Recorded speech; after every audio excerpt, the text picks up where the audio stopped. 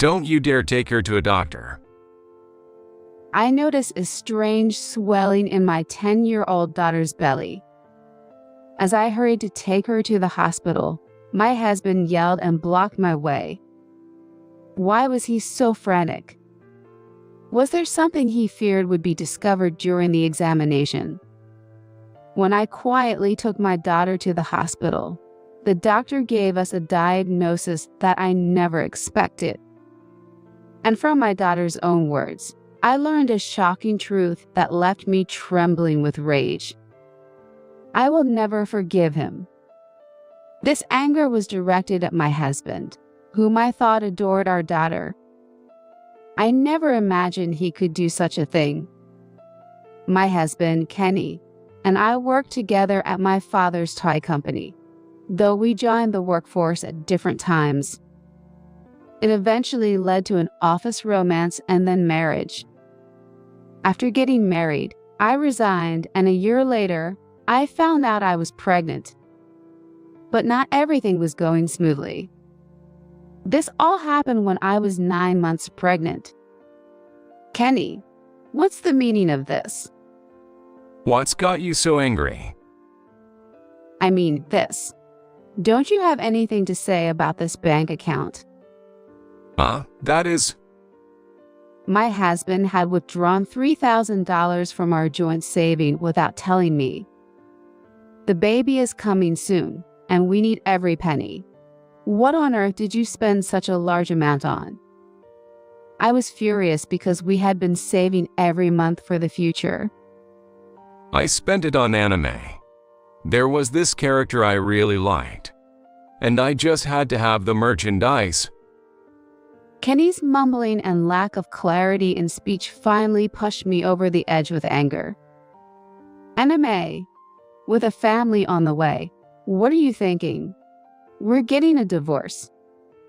Wait, just calm down, okay? He was panicking, trying to soothe me. I am calm. Who do you think made me this angry?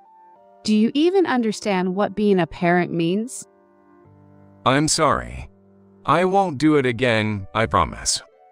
Please forgive me. Watching him beg for forgiveness, my anger began to subside. I regretted impulsively mentioning divorce. Considering the arrival of our child made me nervous about raising her alone, so I decided to forgive Kenny. After that, he seemed to have learned his lesson and enjoyed his hobbies with just his allowance. Soon after, I gave birth to our daughter. The daughter, born 10 years ago weighing just over 5 pounds, is now in 4th grade.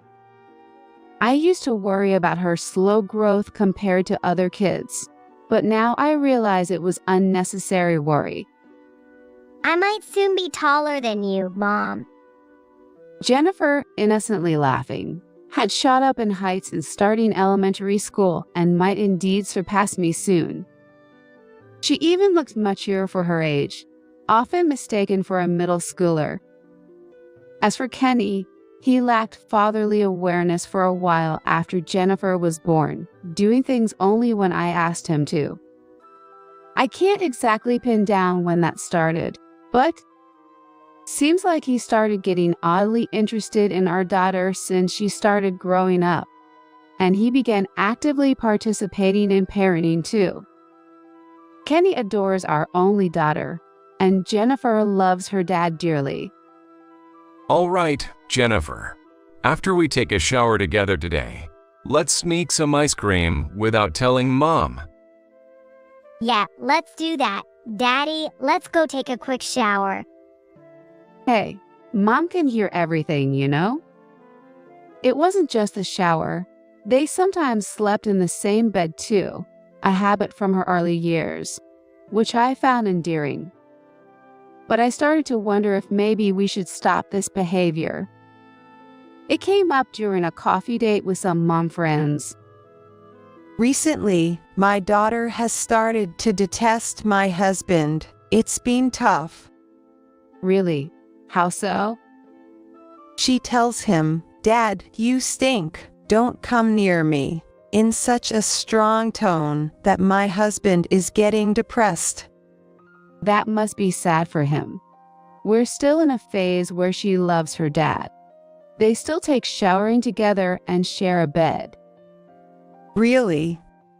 The moment I shared this, I saw a surprised, somewhat taken aback look on my friend's face, making me feel it wasn't the norm. Maybe that's strange. Not necessarily strange. My husband stopped showering with our daughter before she reached second grade, saying it felt embarrassing for him. Is that so? But my daughter is 10 now, and her body is starting to change, becoming more like a woman. Jennifer is quite mature, isn't she? But it's nice that she loves her dad. My friend tried to reassure me, but I couldn't shake the thought from my mind.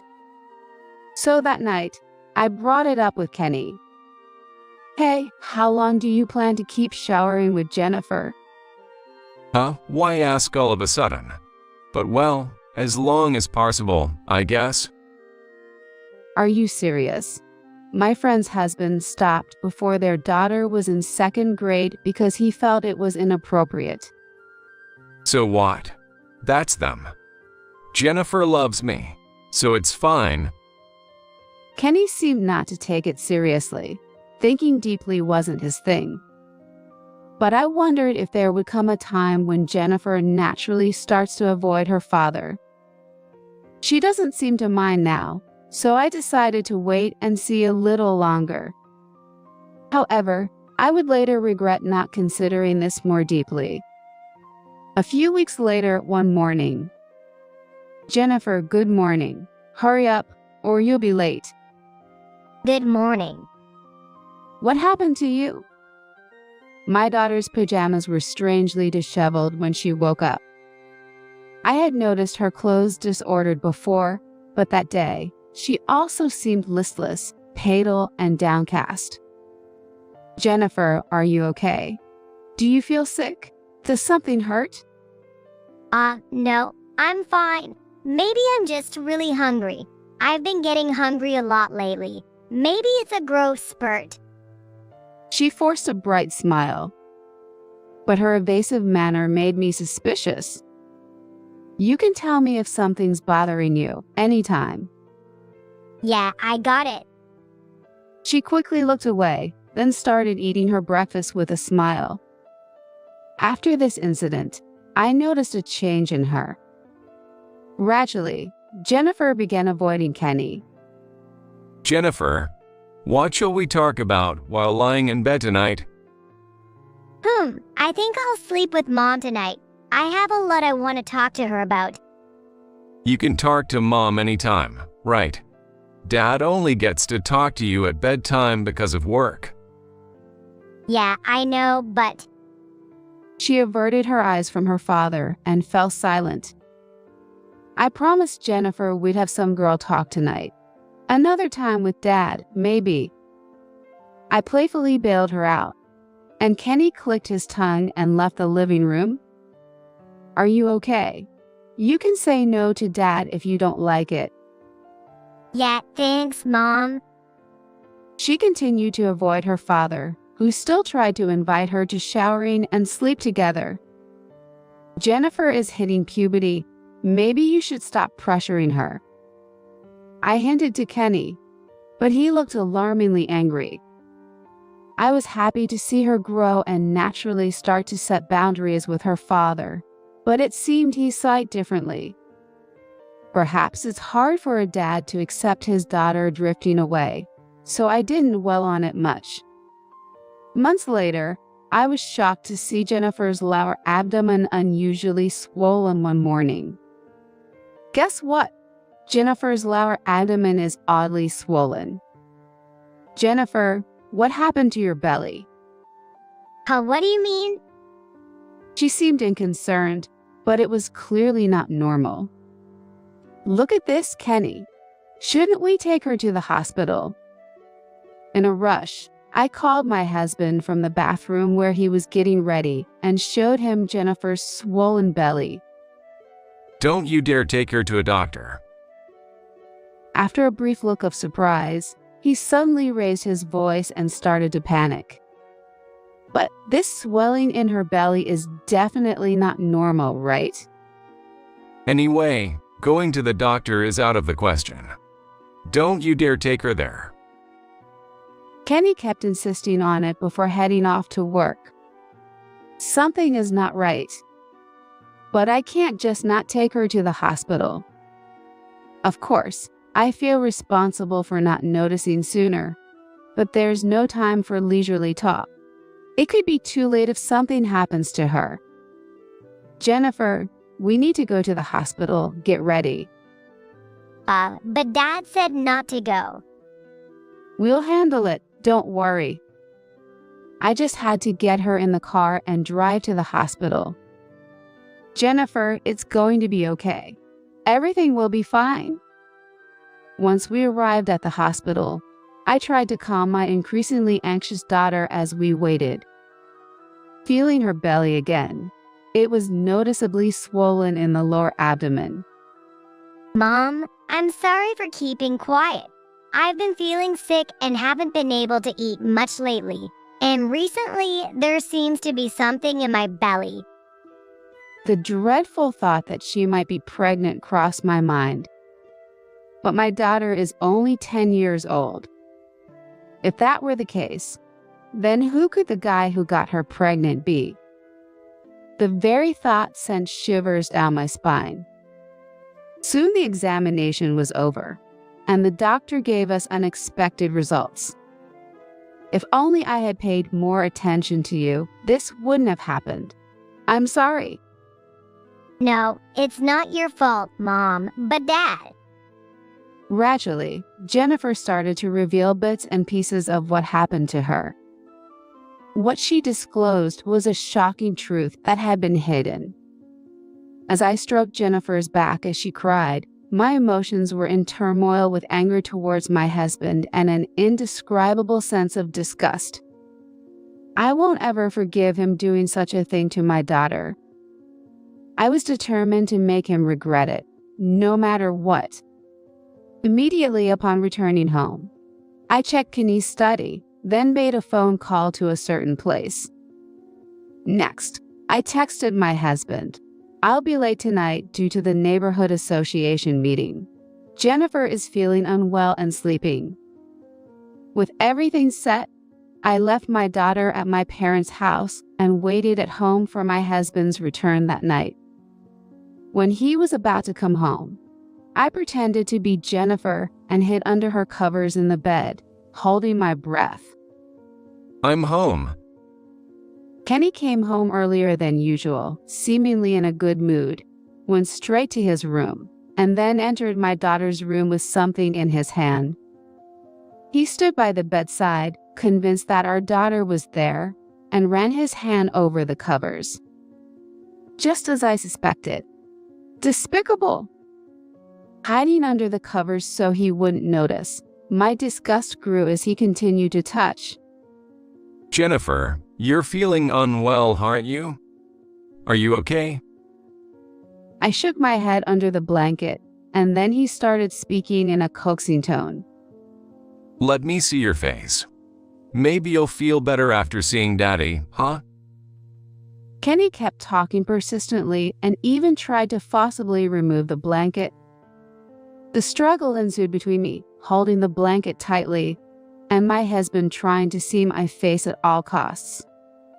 You don't have to be shy anymore. Daddy has been lonely because Jennifer has been so cold lately. With a voice that sounded more like he was talking to a lover than our daughter, I gritted my teeth and endured, despite the creepy feeling. Looks like Mom's gonna be late coming home tonight. So now's the perfect time to take it easy and spend some quality time doing our usual thing, you know. Unable to bear the eerie voice any longer, I grabbed the blanket and pulled myself up. What do you mean usual stuff? What are you taking your time with? Well, Jennifer, what are you doing here all of a sudden? Shocked, Kenny stumbled backward, fell down, and scattered what he was holding across the floor. Then, seeing me, he got a panicked look. Why is Natalie here? What about the neighborhood association meeting? Where's Jennifer? Oh, that was a lie. I had to do it to expose your true self. What? That's slow of you. Say what you will. I was surprised that Kenny believed the email and acted exactly as I had anticipated. He fell for the trap and showed his true colors. Hey, explain what you are intending to do. I should be the one asking for explanations. What is this? You intended to put it on Jennifer. I pointed to the items Kenny had dropped on the floor. Seemingly forgetting them in his panic, he hastily gathered them up, clutching them close. This is, well, it's a present for Jennifer. I thought it would suit her. Really? Unable to withstand my gaze, he was stuttering and sweating profusely. But this is clearly a cosplay outfit, right? What my husband had was unmistakably a costume of an anime character that men would fancy. Moreover, the costume had large openings at the shoulders and chest, and the skirt was extremely short. Calling this a present really makes me question your taste. This is. Jennifer said she wanted to try it on because it looked cute. My husband was stammering, sweating profusely. That's one of those late-night anime sexy characters, right? There's no way she'd watch something like that. Well, you see. Kenny fell silent after that and didn't attempt to answer. Did you intend to dress Jennifer as well and take pictures in this? My husband visibly paled at my remarks. Oh, it's not like. I didn't mean it like that, but. Well, if we can take photos as a memento, I guess I wouldn't mind. Oh, really? You've been doing this all along. I thrust an album in front of him. It was something I found stashed away in the back of the closet when I checked his study, something he seemed to treasure. There were numerous cosplay photos tucked inside. Hey, don't you dare touch my treasures with your filthy hands. Kenny, who had only been speaking hesitantly until then, suddenly changed his demeanor, shoved me aside, and snatched the album away. Ouch. What are you doing? There's no need to be so rough. You're the one who recklessly took my stuff out. It's all your fault. It's all because of you. How? Why would you say that? While cradling the snatched album protectively, my husband glared at me. Because it's true. It's all your fault for restricting my anime hobby. Furthermore, my husband started complaining that with only his allowance, he couldn't afford the merchandise of his favorite anime characters, and he couldn't even attend events easily. And on top of that, when our child was just born, I was even robbed of the time to watch anime while being forced to babysit. I was left speechless by my husband's assertions. Yet, he continued to press his argument. But Jennifer's growth is so rapid, and she's gradually becoming more like a favorite character in terms of her physique. So I couldn't help but look forward to it. Seeing him flipping through the album with such fascination sent shivers down my spine. You've got to be kidding me. Do you have any idea how much Jennifer was agonizing over this? She's only 10 years old, and yet she's been through such terrifying experiences. The truth is, on the way back from the hospital, I had heard this story from my daughter. My husband said that when he slept with her in the middle of the night, he always dressed Jennifer in costumes and took pictures of her. At first, she was happy and excited to be able to wear cute clothes, but lately, with so many skin-bearing outfits, she gradually started to dislike it. So Jennifer said she didn't want to wear them anymore, but my husband wouldn't budge at all. Furthermore, Jennifer became scared after finding out that Kenny was posting the photos he took on social media. Surprised to hear that, I checked my husband's computer, where there were rows of photos of a girl with clearly still a kid body. Although her face wasn't clearly visible, they were obviously Jennifer's figure without any doubt. Stop snooping around other people's stuff. Well, if you're that concerned, you should have set a password or something. I could have easily looked at it as soon as you opened the computer. Adding insult to injury, I further pressed my husband, who looked frustrated as he bit his lip. And to top it off, you've been making quite a bit of money selling those photos, haven't you? Well, I heard Jennifer's classmates found cosplay photos online that looked like her and showed them to her. She was pretty shocked and devastated by it, you know? But because Jennifer had been sworn to secrecy about the photos by Kenny, she couldn't confide in anyone and kept it to herself. And because of that, Jennifer's belly has been. Could it be that she's pregnant? But I have no idea. It's none of my business anyway. More concerned about himself than our daughter's well-being. He's truly the worst. No, that's not it.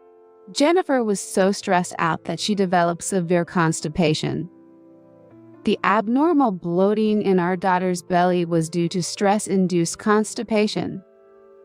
When the doctor informed us at the hospital, I felt relieved, but at the same time, I deeply regretted not realizing the extent of our daughter's suffering and struggles. Did you take her to the hospital? Didn't I tell you not to show her to the doctor?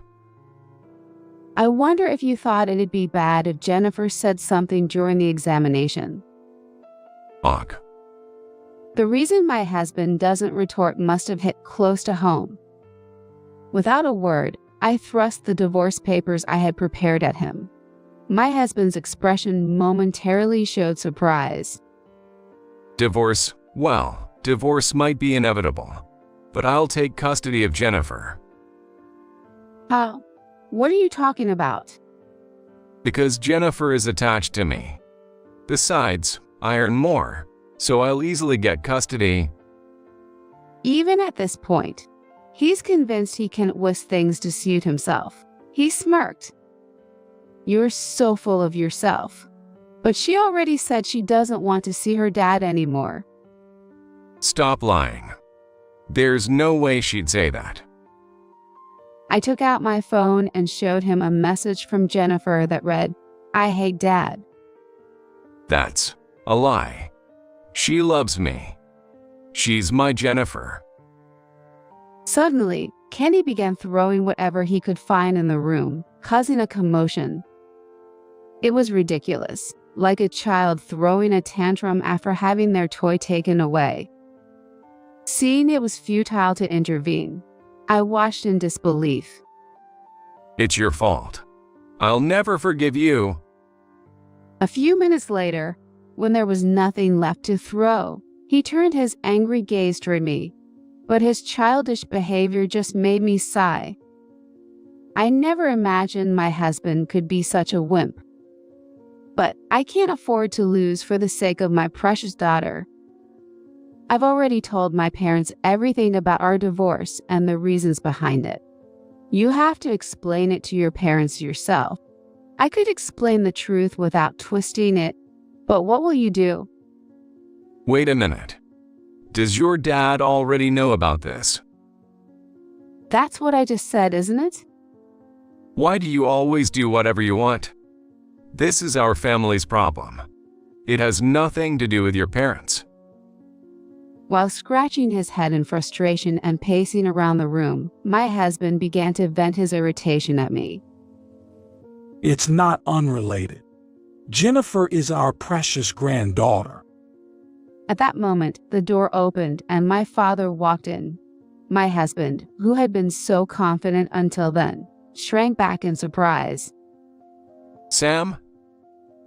With the arrival of my father, Sam, who is not only Kenny's father-in-law, but also the president of his company, Kenny, who used to be full of confidence, suddenly shrunk. First, as the president of your company, let me tell you, we run a company that makes toys that make children excited. We don't need employees who treat children like products. You're fired. That's Sam. Please spare me that much. Although my husband panicked at the idea of losing his job, my father continued speaking without paying any mind to it. As Jennifer's grandfather this time, knock it off. It's disgusting to look at your own daughter like that. I'm sorry. Please forgive me. I won't do it again, I swear. Please. Kenny panicked and offered a sincere apology to my father. Natalie, can't you say something to Sam? Convince him for me. Seemingly realizing he couldn't handle it alone, my husband came crying to me for help. As far as I'm concerned, we're already divorcing and becoming strangers. Whatever happens to you doesn't concern me anymore. The company's affairs are decided by my father anyway. Don't be so cold-hearted. We've been married for over 10 years, haven't we? Unfortunately, that's true. As I sighed, my husband seemed to think I might forgive him, so he crept closer to me. I regret not divorcing when I found out about the embezzlement of savings before Jennifer was born. Pushing Kenny away, I once again placed the divorce papers in front of him, and he suddenly became defiant. I'm not getting divorced. I take back what I said earlier. Since you haven't signed it yet, it's fine, right? How? What are you talking about? No matter how much you say that, my decision to divorce is firm, so it's a waste of time. Despite my refusals, my husband, who kept coming closer, finally prostrated himself before me. Let's just calmly talk this over, Natalie.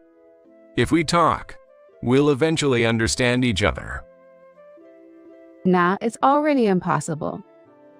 Still persistent, my husband continued to cling to me, crying. Then, if I said I'd give up this hobby, would you forgive me? Please forgive me. I couldn't help but regret marrying someone so selfish and self-centered, who only thinks of themselves. I'm tired of you only caring about yourself.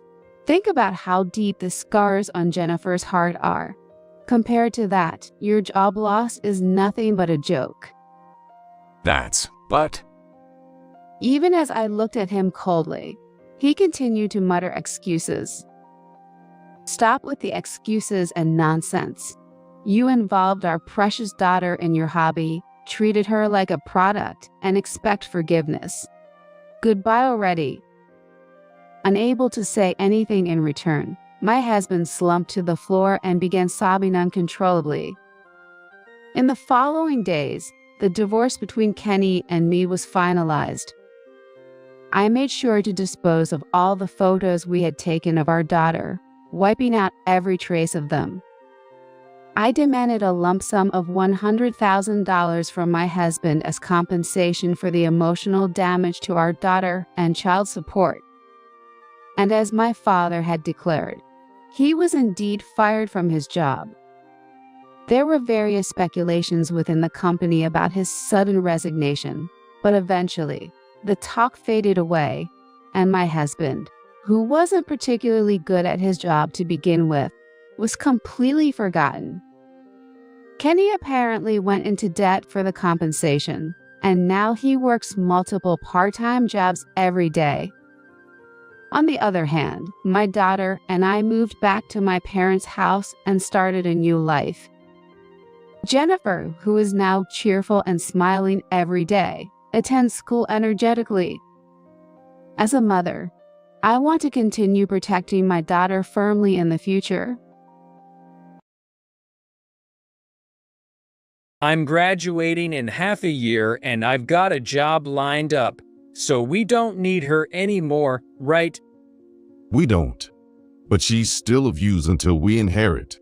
So I'd like to get rid of the trash as soon as possible. It seems John was also there.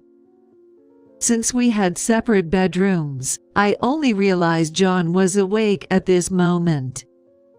I hadn't intended to eavesdrop on their conversation, but their unsettling talk froze me in place.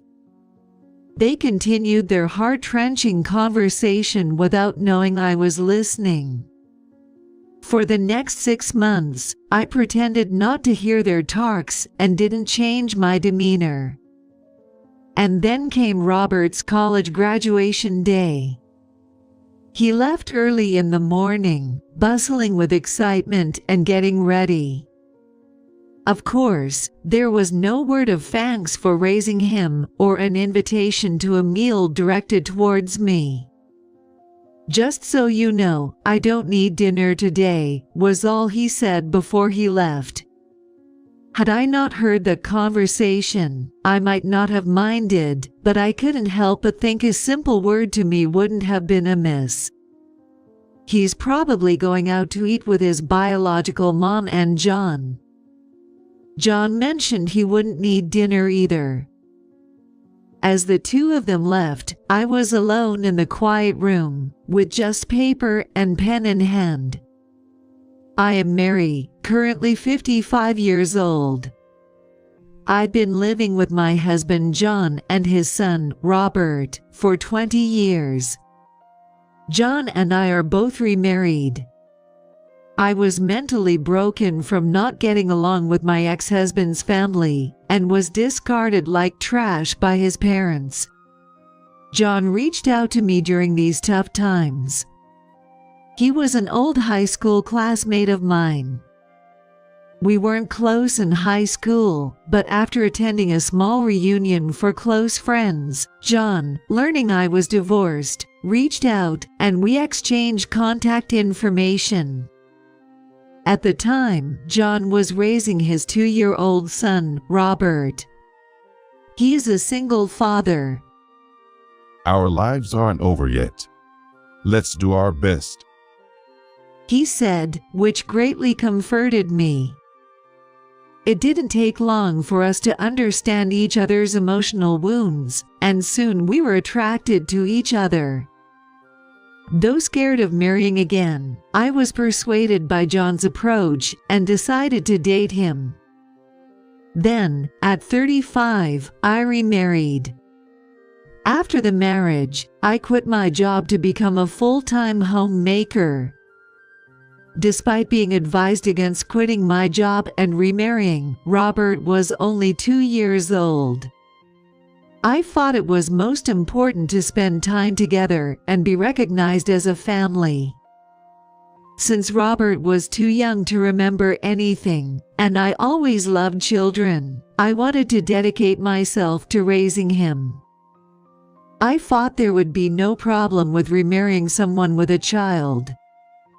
However, I soon realized my thinking was naive. Robert wouldn't eat or sleep, and he would start crying just by seeing my face, showing extreme stranger anxiety. Hoping his stranger anxiety would subside as he got used to me, I tried hard to become Robert's mother. I endured his night crying and played with him with all my might during the day, but he wouldn't open up to me. Seeing me troubled, John said, Your mom was a real beauty. You know, maybe he just can't get used to Mary's face. It was a thoughtless comment, without any ill intention. Yet, at that moment, I felt deeply hurt as a woman, a wife, and a mother. And John kept doing that, comparing me to his ex-wife at every turn. What brew are you using? The beef stew my ex made was tastier. An unnecessary comment every time he had the beef stew. My ex was awful at parenting.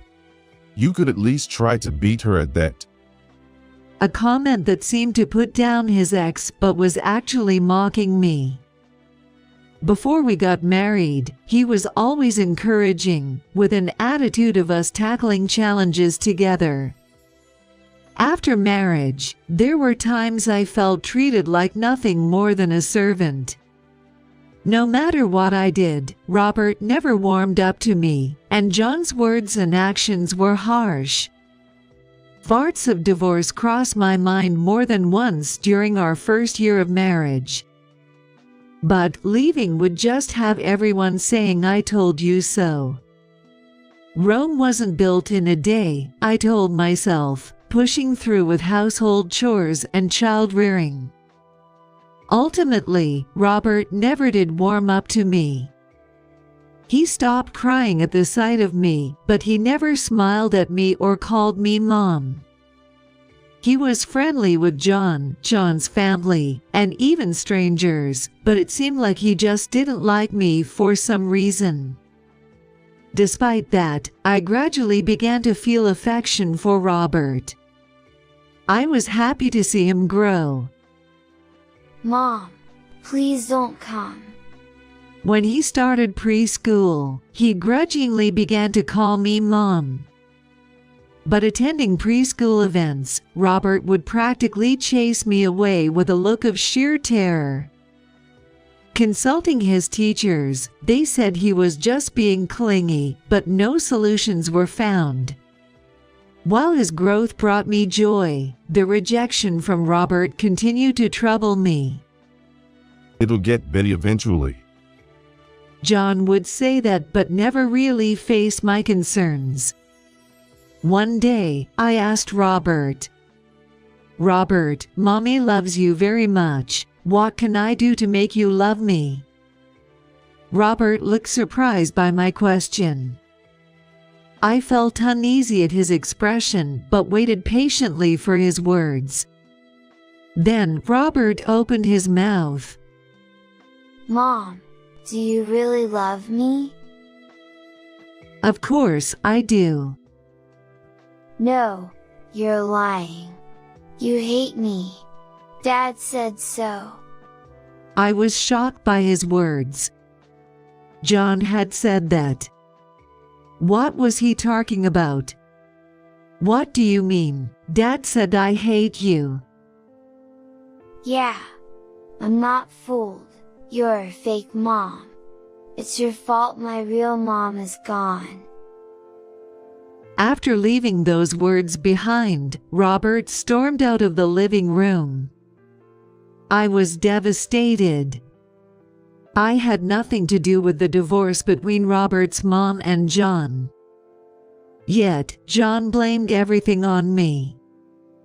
Even though Robert was young, his refusal to open up to me, calling me a fake mom, was all John's doing. That night, I confronted John. Robert called me a fake mom. I can't imagine he would know to say that unless you told him, right? Who else would tell Robert such a thing? But John just brazenly denied any wrongdoing. I did say it. But it's not wrong, is it? Don't blame me because he's not attached to you. I was so frustrated, I couldn't say anything back. I still didn't understand why John would do something like that. In the end, my relationship with Robert didn't improve, and I felt increasingly distant from John as well. But children's growth doesn't wait for anyone. It was when we were preparing for Robert's elementary school entry. This backpack is good, right? John pointed to a high-end backpack. I was shocked by the price. It looks nice, but isn't it a bit too expensive? Why don't you ask your parents to buy it as a gift? Huh. I couldn't immediately grasp what John was saying, tilting my head in confusion. Your family is wealthy, and they could afford a gift for their grandson's school entry, right? John said this as if it was the most natural thing, not noticing my bewildered expression. Indeed, my family was financially comfortable. They owned real estate, and my grandfather had even been listed among the wealthiest individuals. Given that John and I went to the same high school, it wouldn't be surprising if he knew about my family's financial situation before we got married. Hearing about grandparents buying backpacks for school entry is common. However, Robert and I have no blood relation. And since he hadn't warmed up to me, I never took him to visit my family. For New Year's greetings, John would say, "You and Robert don't need to go. We're not blood related to your parents. If you want to visit them, go by yourself," using the lack of blood relation as a reason to avoid interacting with my parents. Yet, he had the audacity to suggest they buy an expensive backpack as a gift. From my parents' perspective, they have no particular attachment to Robert. It might be a bit difficult, I said with a wry smile, declining John's suggestion. However, John seemed irritated. Why not? Just ask them. If they say no, then I'll know where we stand. His condescending tone irritated me. What do you mean by where we stand? I wanted to retort but held back. Of course, I couldn't impose such a burden on my parents. I planned to buy the backpack with money I had saved up from before I was married, and pretend it was a gift from them. Surprisingly, my parents offered to buy the backpack. In our hometown, it's common for the maternal grandparents to present such a gift. If Robert's birth mom's family or John's family were planning to give one, I thought it might be presumptuous of me to offer, but isn't Robert's mother Mary? Her words warmed my heart. Someone recognized me as Robert's mother. In times when I felt like breaking, my mom was always on my side.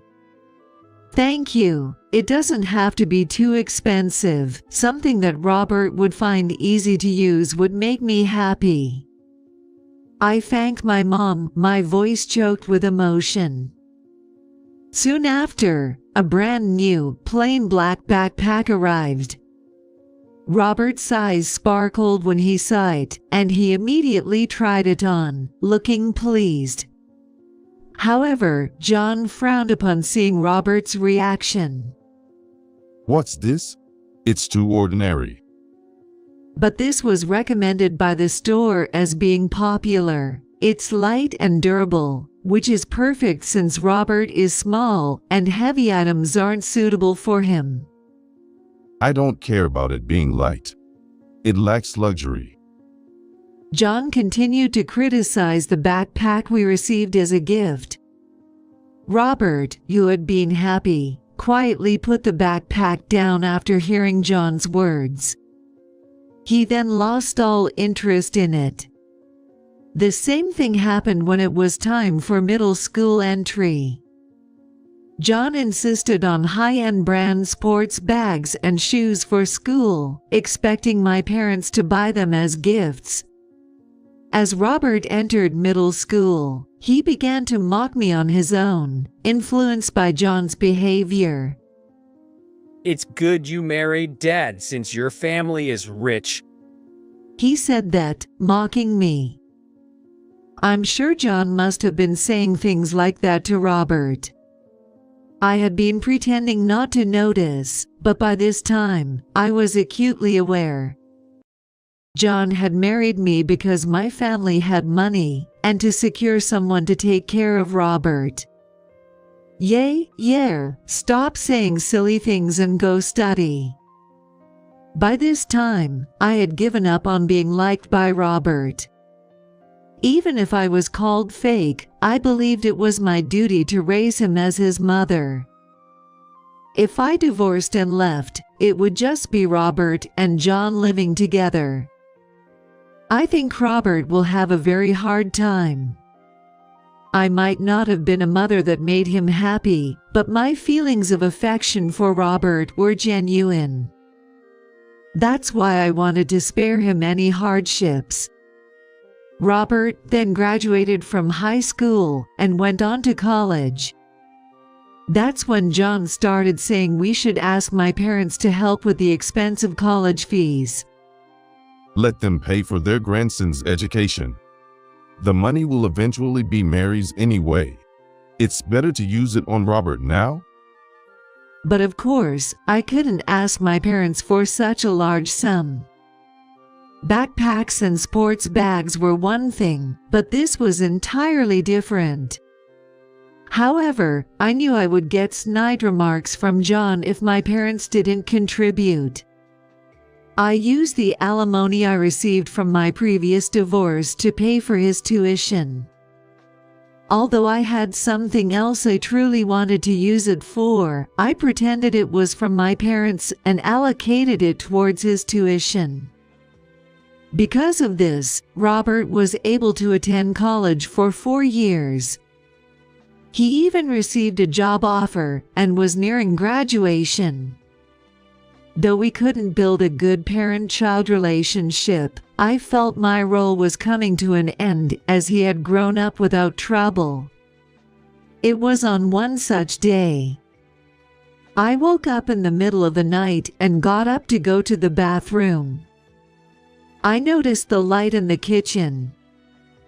Thinking Robert had come home from a night out, I went to the kitchen to find John there too. I'm graduating in half a year and got a job offer, so we don't need her anymore, right? Useless. But let's keep her around at least until we inherit. I want to get rid of the trash as soon as possible. It seemed John was also awake. Since we slept in separate bedrooms, this was the first time I realized that John was awake. I hadn't intended to eavesdrop, but their unsettling conversation rooted me to this spot. Trash, ha ha ha. Robert echoed, laughing. Yay, let's go out for a meal as a family after the graduation ceremony. I'll treat you with my part-time job money.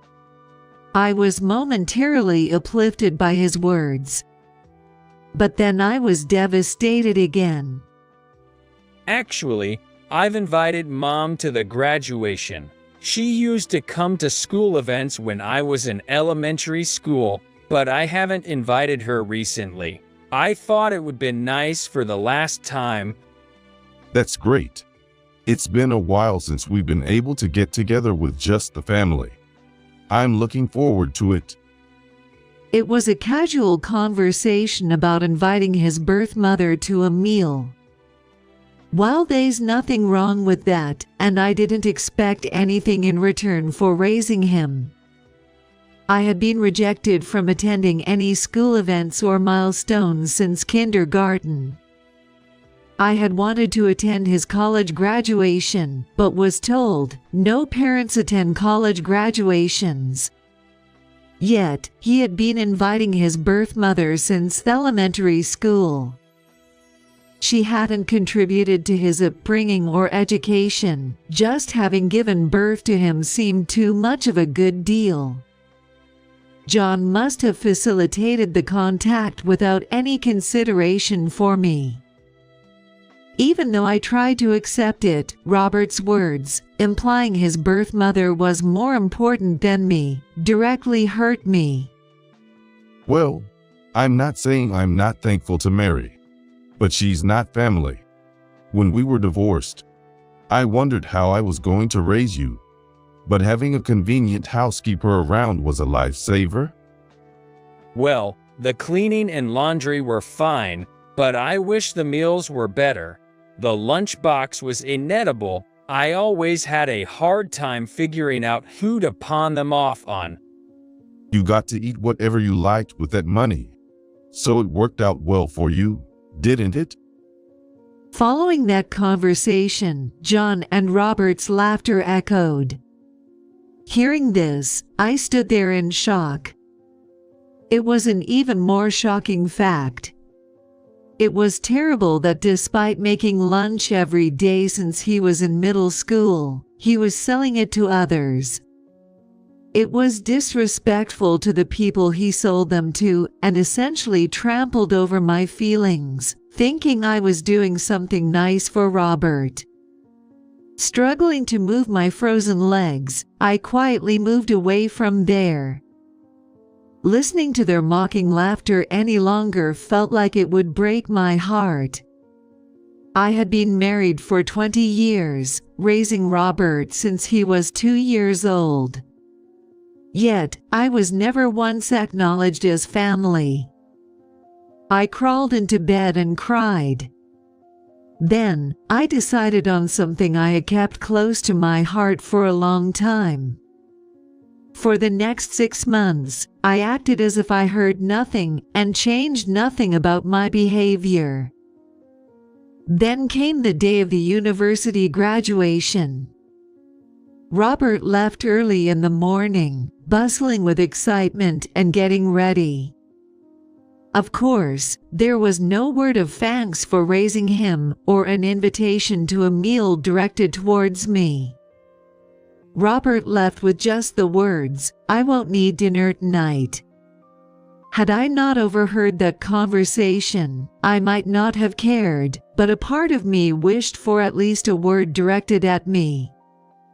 Probably he was going to dine with his biological mother and John. John also said he didn't need dinner. After seeing them off, I sat alone in the quiet room with paper and pen. It was just past 1 p.m., too early for them to return home, when my phone rang as I was having lunch outside. The call was from John. I glanced at it and sipped my coffee with a smile. I had no intention of answering the call immediately and let it ring for a while. I bet he's panicking on the other end.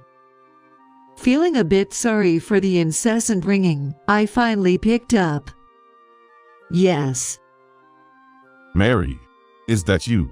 Where are you? What's this note about? As expected, John was in a panic. Seeing the note meant he had returned home.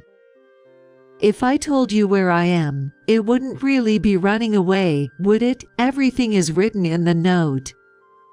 When I said that, John stumbled over his words, but. As the conversation was going nowhere, I sighed deeply. That's how it is, so please submit the divorce papers I've filled out. At those words, John seemed to snap back to attention. I had left the divorce papers along with the note. I won't accept a divorce. But what do you mean the tuition fee is unpaid? At that, I smiled again. Apparently, to John, the unpaid tuition was more concerning than the divorce. Oh, aren't you supposed to be at work? How do you know about that? Oh. John was at a loss for words, stammering. It seemed that John had attended the university graduation ceremony with Robert's biological mother, his ex-wife. That's probably where he found out about the unpaid tuition fees. Anyway, they told me that if the unpaid amount isn't transferred by the end of this month, he won't be able to graduate. Just tell your parents to transfer it right away? Why should I, just a mere housekeeper, go to such lengths? My tone inadvertently grew sharper. But it was my honest feeling. I'm just a housekeeper, right? You've brainwashed Robert since he was little not to get attached to me. That's not true. He was attached to you. And he actually called you Mom, didn't he? Don't lie. He only called me Mom because you were concerned about appearances, right? John fell silent. I paid the tuition for 3.5 years anyway. If you want him to graduate, why don't you, as his parent, pay at least for the last semester?" I left him with those words and hung up. A few days after overhearing John and Robert mocking me one night, the bill for tuition arrived. Given all the demeaning things said to me, being called just a goal for money and a housekeeper, I couldn't bring myself to pay. The university contacted me several times. According to the university's rules, if the tuition remains unpaid, even if Robert could attend the ceremony as a prospective graduate, he would be expelled if payment wasn't made by graduation day. In other words, he had to transfer about $6,000 by today. After hanging up with John, Robert also called. "Hey, you witch. What's this about unpaid tuition? Why haven't you paid?" It seemed he wasn't with John. Otherwise, he wouldn't dare speak to me like this. "Ask your father for details. I have no intention of involving myself with you two anymore." What does that mean? Take care, then. Just wait a minute. I cut off his protests, ending the call. Since the day I overheard that conversation, I had decided to leave the two of them behind. I then disappeared from their lives completely. My phone kept ringing all day. If they had time for this, they might as well make the transfer. The next day, I changed my phone and number. 3 months later, while at the municipal office for errands, I discovered the divorce papers hadn't been submitted. Feeling frustrated that nothing had been done in 3 months, I reluctantly returned home. Since the key still worked, I entered the house to be greeted by a strange smell. "What's this smell? Like rotten food." Entering the living room, the source was clear. The source was littered lunchbox trash, instant noodle cups, and wash dishes piled in the sink, socks whose removal date was unknown, and a mountain of laundry, uncertain if ever cleaned. In just 3 months, the house had deteriorated into a garbage dump. But as expected, it was indeed as expected. It was the home of 2 men who never did any housework. It couldn't possibly be clean. Yet, I had hoped for a bit more tidiness. Mary, you came back. Hearing my name, I shivered. Turning around, a scruffy John stood there. "You didn't go to work?" He hesitated before responding. I got fired. Fired? I got caught taking money from the company's safe to pay for Robert's tuition. His confession left me astounded. "You embezzled for just $6,000. It's not embezzlement. That's an exaggeration. I got fired, but the company said it's okay if I return the money. And since Robert won't need tuition anymore, just come back home instead of being stubborn." Are you stupid? I yelled at him loudly. I knew you were foolish, but I didn't realize to what extent. I've already left a note saying I've cut ties with both of you. But now that it's come to this, I can't live without you. It's all because you or your parents didn't pay the tuition, right? Faced with John's defiance, I let out another heavy sigh. Please, come back. I love you. He pleaded, nearly in tears. Those words you never said during our marriage mean nothing now. You've always been dependent on others. Why don't you try to sort things out yourself for once?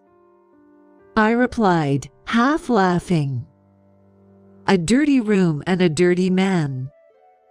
I heard a rustling sound, and when I looked over, a cockroach emerged from an empty cup noodle container. This house will only have cockroaches for family if it continues like this, I said, laughing. John didn't reply, just hung his head in defeat. Afterward, the divorce papers were successfully submitted. 3 years later, in a new place where I had finally found happiness, I received news of a death. The news was that my mother had passed away. At the funeral, 2 familiar figures approached me. I slowly lifted my face. It's been a while. You look healthier than I thought. It was John and Robert. John and I have many mutual acquaintances. They must have heard about my mother's passing through the grapevine. And despite all that she had done for him over the years, Robert never once thanked her. Thinking they had come to pay their last respects made me slightly happy, so I asked, "You came?" Of course, you're an only child, right? So you'll inherit everything, and eventually, as your son, I should inherit too, right? I need to thank Grandma. What? I couldn't help but frown. I felt a surge of disgust at the outrageous things Robert was saying. What are you talking about? You have no right to inherit anything. But he's still our son, even if we're divorced. John added with a smirk. Angered by their motives for attending, I raised my voice. Leave, if that's your attitude. I'd rather you didn't come to pay your respects at all. My voice was louder than I intended, attracting attention from those around us. John and Robert, as usual, were unfazed by my raised voice. However, at that moment, someone arrived who could turn the tide. What's all the commotion about? What happened? Approaching were a man and a woman. And, upon seeing them, John and Robert went pale. The ex-husband and his son. I introduced John and Robert to the 2 people. Then Thomas and Emily frowned. John spoke up nervously. President, why are you here? President, you know Thomas. I asked John, but he didn't reply. Without waiting for his response, I continued. This is my husband Thomas and our daughter Emily. Ed? John and Robert looked up, surprised, and looked at me. My wife has been under your care. You're Thomas from the HR department, right? Yes. What do you mean? John works for Thomas's company. I asked Thomas, and he nodded. John looked away, as if realizing he had made a mistake. I don't intend to mix personal issues with business, but I won't forgive you if you hurt Mary any further. I didn't mean to. John stammered. Robert, too, said nothing, shrinking down. Emily then spoke up. I heard something about inheritance, but Robert, you have no inheritance rights. Her tone was as if she knew Robert well. So, you're the stepson my mom talked about. Emily laughed. It was hard to imagine the once arrogant Robert looking so diminished. When I looked at Emily curiously, she exclaimed, I'm her biological daughter. Why would you, a stepson, think you have any inheritance rights? Biological daughter? Yes. I'm not a stepchild but her true, blood-related daughter. Did you really think you were the only child and special? Robert turned red.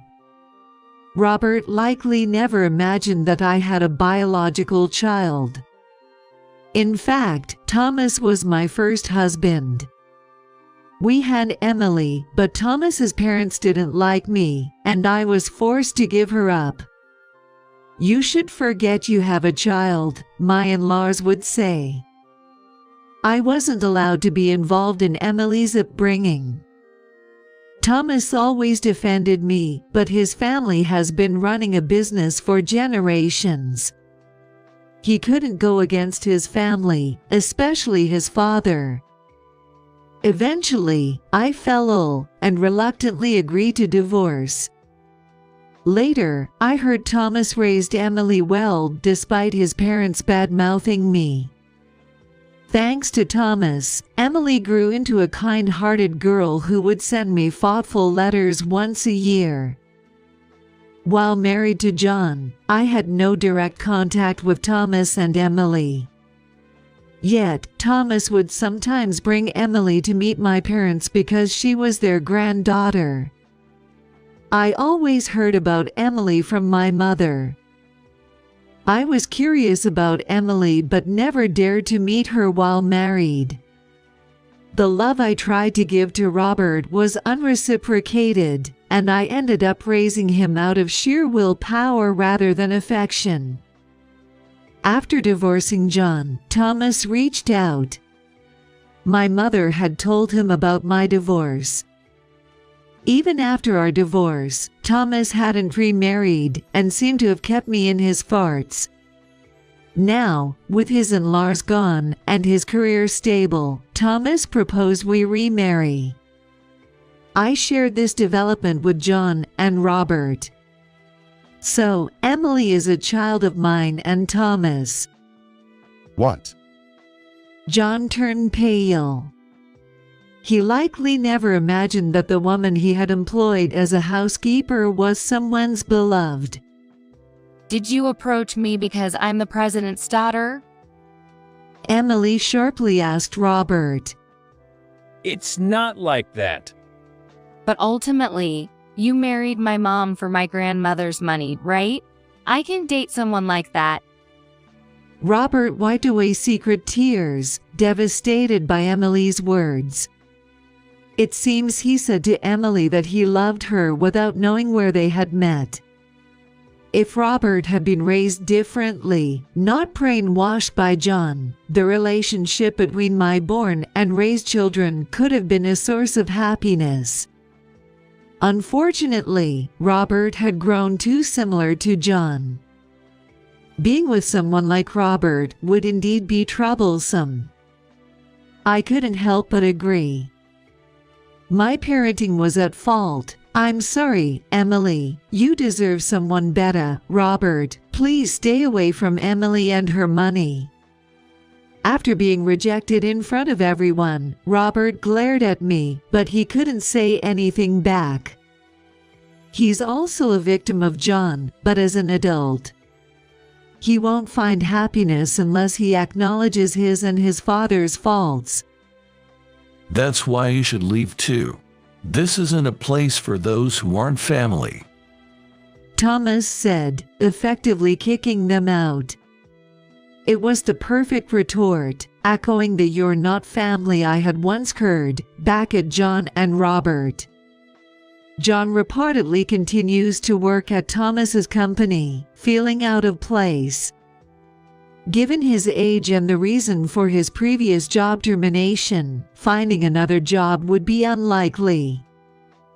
Why did you hire him, knowing about John? When I asked, Thomas laughed. Of course, I knew. Keeping him under me ensures he won't bother Mary. His words warmed my heart. I hadn't realized it was all for me. Moreover, there was surprising news. It seems like the son has cut ties with him. He's probably reflecting on his past actions and attitude towards you. Remarkably, Robert had moved out to live on his own. Rejected by Emily, his plan for a large inheritance failed. He realized happiness requires personal effort. While I felt serves you right towards John, I didn't wish for Robertson happiness. I hope he grows through his struggles and finds happiness, a testament to my role as his mother. I now live with Thomas and Emily.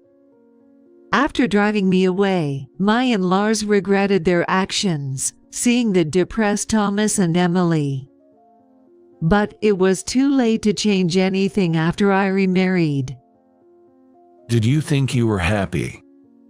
Thomas asked. There were happy times sometimes.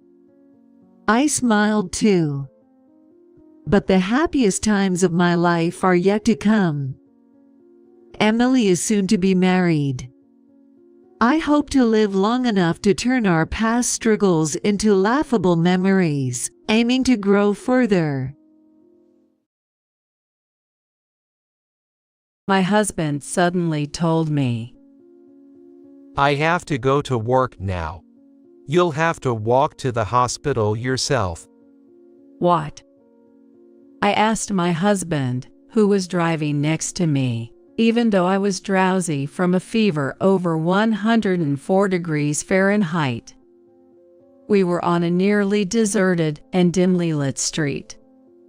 My husband was in the middle of taking me to the hospital because I had developed a fever. Indeed, when I had asked him to take me, he looked displeased. But when I called the ambulance, he canceled it without asking, saying it was a bother over just a fever. As I was thinking about this, I realized that my husband had already stopped the car and came around to open the passenger door. Is he intending to drag me out? With my weak hands, I desperately clung to the passenger seat. But my resistance was futile.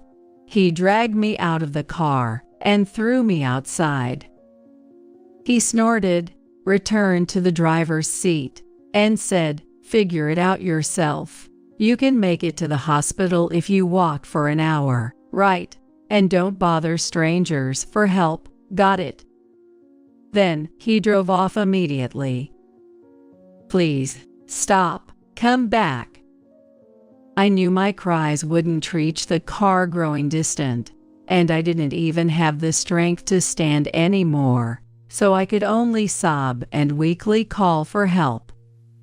"Someone, please help me. My name is Naomi. I'm a 40-year-old housewife. I live in a small town in the Midwest with my husband, Daniel, and our 16-year-old son, Ethan. Daniel and I met through a friend's introduction. At the beginning of our relationship, Daniel always said, "I'll climb the ladder, just stick with me." Seeing his ambition, I thought marrying him would make me happy. I was happy at the beginning of our marriage. He worked for a well-known corporation and earned a good salary. We spent enjoyable days together, watching movies or going shopping on days off. However, as our son Ethan was born and grew, those days started to change. Firstly, Daniel never got involved in parenting. He never changed a diaper, nor did he ever bathe Ethan. He never participated in an open class at his son's school, even when he had time off. We've never even been on a family vacation together. In short, Daniel never did anything that could be considered fatherly. As a result, Ethan and Daniel hardly talk anymore. Of course, knowing that this wasn't right for a family, I had tried to mend our relationship. However, Daniel dismissed the attempts, claiming I was too tired from work to have a proper conversation, letting the matter slide without resolution. We lived together, and it gradually became clear that Daniel was a coward. Daniel's big talk wasn't driven by ambition, but was merely bluster. The words he said before we got married, "I'll climb the ladder, just stick with me," were just to ensure I wouldn't leave him for someone else. Indeed, Daniel earns more than the average man, but compared to his peers at the same company, he hasn't climbed very high in the hierarchy. It's not that I wanted him to succeed at all costs, but I couldn't help thinking that, if he was going to immerse himself in work to the detriment of his family, he should at least achieve more. One day, after sending Ethan off to his soccer club's morning practice, I was preparing Daniel's breakfast. Daniel came from the bedroom to the living room and stared intently at the breakfast laid out on the table. The menu was the usual: bacon and bread, along with hash browns and an omelet. Daniel sat down on the chair and started with the omelet. Then, frowning and knitting his brows, "What's this?" he muttered. What? Was something off? It's the same omelet as always. However, Daniel roughly set down the plate with the omelet and declared, "It's inedible," before getting up and leaving the table. Since then, he has been complaining about every meal I make. The lunches I packed for him were returned almost untouched, with the excuse they were too awful to eat. He said, "Don't feed me this stuff even though I'm tired from work," and he started to leave dinner untouched. And Daniel's complaints extended beyond cooking to laundry and cleaning as well. He told me to straighten the clothes more when hanging them on the balcony. He once touched the window frame with his finger and said, "There is so much dust." Despite doing the housework as usual, he suddenly started complaining like this. Moreover, when he complained about my housework, he'd say things like, "Other women would do a better job," as if he was comparing me to someone. It was clearly suspicious, and almost as if his comments came from closely observing another woman doing housework recently. Since then, his actions became suspicious, like taking his smartphone with him to the bathroom or shower, or whispering on the phone in his study. I wondered if he might be cheating. I tried to find proof by checking his bag or sneaking a peek at his phone after he went to sleep, but I found nothing. I considered hiring a private investigator, but since Daniel managed our finances, I didn't have the freedom to use money and had to give up on that idea. Weeks passed with these uneasy feelings. Conversations with Daniel dwindled even more, and living with constant complaints from him, I felt a great deal of stress. Could that be the reason? Maybe because of that, one night, I woke up feeling extremely hot and realized I had a high fever. Recently, Daniel and I had been sleeping in separate rooms, so I couldn't ask for help. I managed to crawl to the living room because I had left my phone in the living room.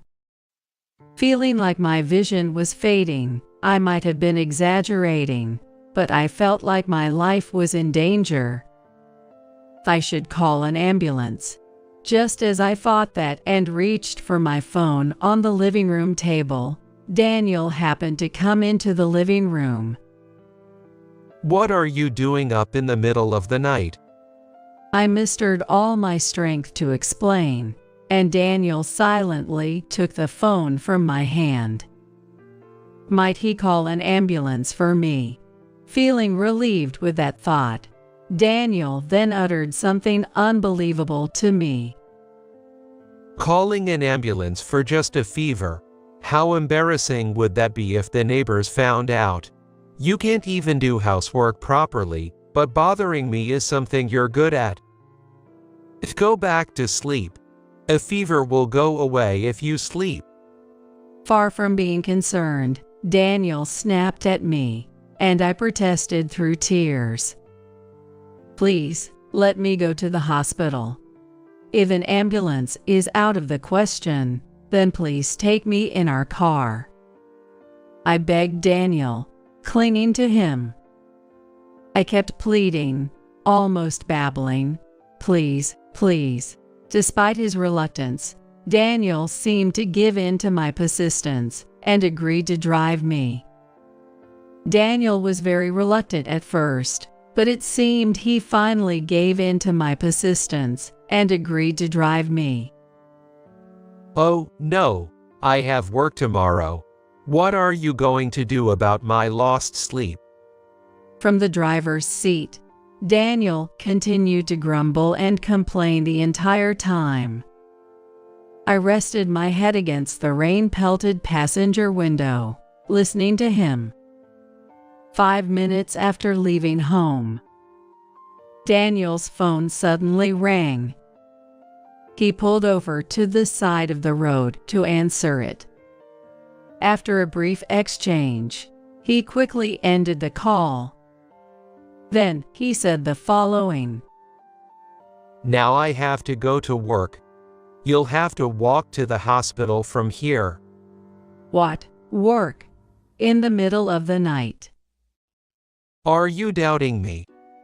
Daniel raised his voice, looking annoyed. Then go to work, but at least drop me off at the hospital first. It's not far by car. It was impossible to walk to the hospital in the heavy rain in my condition. I desperately clung to the passenger seat. But Daniel got out of the driver's seat, opened the passenger door with force, unbuckled my seat belt, and grabbed my shoulder. Get out quickly. With those words, Daniel dragged me out of the car as if he was throwing my body outside. I scraped my knees and palms with such force. It was dark, and I couldn't see well, but it felt like I was bleeding. It hurts, you know, I said to Daniel, but he just snorted, returned to the driver's seat, and drove off immediately. I could only watch helplessly as the car got smaller and smaller in the distance. The rain kept getting stronger, and it felt like my fever was rising. There was no one around on the night streets, and Daniel had taken my smartphone with him. My only option was to walk to the hospital. In a desperate state, I headed for the hospital. Since Daniel had contacted the hospital in advance, I was sure the staff would be waiting for me. Thinking that I shouldn't waste any more of their time or that of other patients, I walked to the hospital despite feeling dizzy and disoriented. I got lost and had to rest along the way, but by the time I finally made it to the hospital, 2 hours had passed since I left home. A trip that should have taken only 15 minutes by car. I made my way towards the entrance, aiming for the door. Then, through the glass doors, I locked eyes with a nurse. The moment we made eye contact, I felt a wave of relief and lost consciousness. When I woke up, I was lying in a hospital bed. It seemed like the medication and the intravenous drip had worked because my fever had gone down. As I stared blankly at the ceiling, I heard a familiar voice. It was my son's voice. Mom, are you okay? Ethan asked with a worried look on his face. Yes, I'm fine. Sorry for worrying you. Wait, why is Ethan here? As I pondered this question, Ethan smiled slightly and helped me sit up. To my surprise, Daniel was there too. He was sitting on a low chair, looking exhausted. His clothes were soaking wet, and his usually neat hair was a mess, as if he had been caught in a storm. For some reason, his legs were shaking uncontrollably. I wondered what had happened while I was unconscious. Hey, you have something to say to Mom, don't you? Ethan said to Daniel in a dismissive tone. Then Daniel jerked and shivered, lifting his face up. He looked gaunt, and the dark circles under his eyes were severe. I'm sorry. Daniel said in a small voice. Ethan looked a bit dissatisfied, but turned back to me and explained what had happened.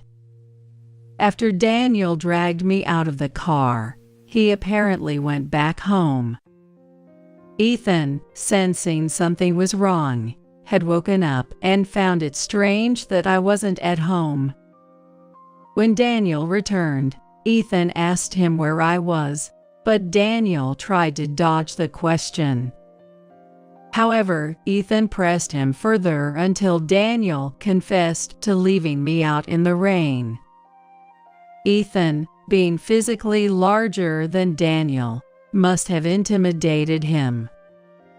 After a bit of arguing, the hospital called to inform Ethan that I had arrived safely. Ethan suggested to Daniel, "Let's go to the hospital to check on Mom now." But Daniel refused, saying, "I have work tomorrow." Ethan, furious, grabbed Daniel and insisted, "You walk to the hospital too." Faced with Ethan's threatening demeanor, Daniel, being watched by Ethan on his mountain bike, jogged through the rain to the hospital. Daniel, who usually commutes by car and dislikes exercise, must have found this extremely difficult. It's no wonder he was so worn out and exhausted. After finishing his explanation, Ethan looked at me seriously and said, Mom, you should divorce this guy right away. I was shocked by his words. Not because I didn't want to divorce. I was shocked that I had driven my son to say such a thing. I took Ethan's hand and apologized, saying, "I'm sorry." For a while after that, Daniel and I were in a Cold War state. I wanted to divorce, but there were financial concerns. As a housewife, I wasn't confident I could adequately support Ethan if we were to divorce. I wondered what Daniel thought about all this. A few weeks after I had a high fever. One day, the landline at home rang. Hello? Are you Daniel's wife? My name is Amy, one of his employees. Well, yes, that's me. Is there something you need? The woman who introduced herself as Amy said to me, who was bewildered. Daniel and I are in love. So could you please divorce him quickly? Amy was having an affair with Daniel. My previous suspicions of infidelity weren't misplaced. I would divorce him if I could. I found myself shouting that in response, almost instinctively. That was my true feeling. Take that lousy man if you want him. Will I be insulted? With that thought, I steeled myself and gripped the receiver tightly. But Amy exclaimed, "Really?" with a happy voice. Then it's settled. I work for a major corporation, so I can pay any amount in compensation. If you give me your email address, I'll send you plenty of evidence of my affair with Daniel. You can use that to demand a divorce from him. Caught off guard by the unexpected proposal, I was momentarily stunned. but I quickly regained my composure. There's no way I could pass up such an opportunity. I gave her my email address. And soon after, she sent me ample evidence of the affair. There were la vie de vie photos and screenshots of their rendezvous messages, more than enough to serve as proof. That evening, after making sure Ethan had fallen asleep, I approached Daniel, who was having a drink. "Hey, we need to talk." Daniel just said, "What?" without taking his eyes off the TV.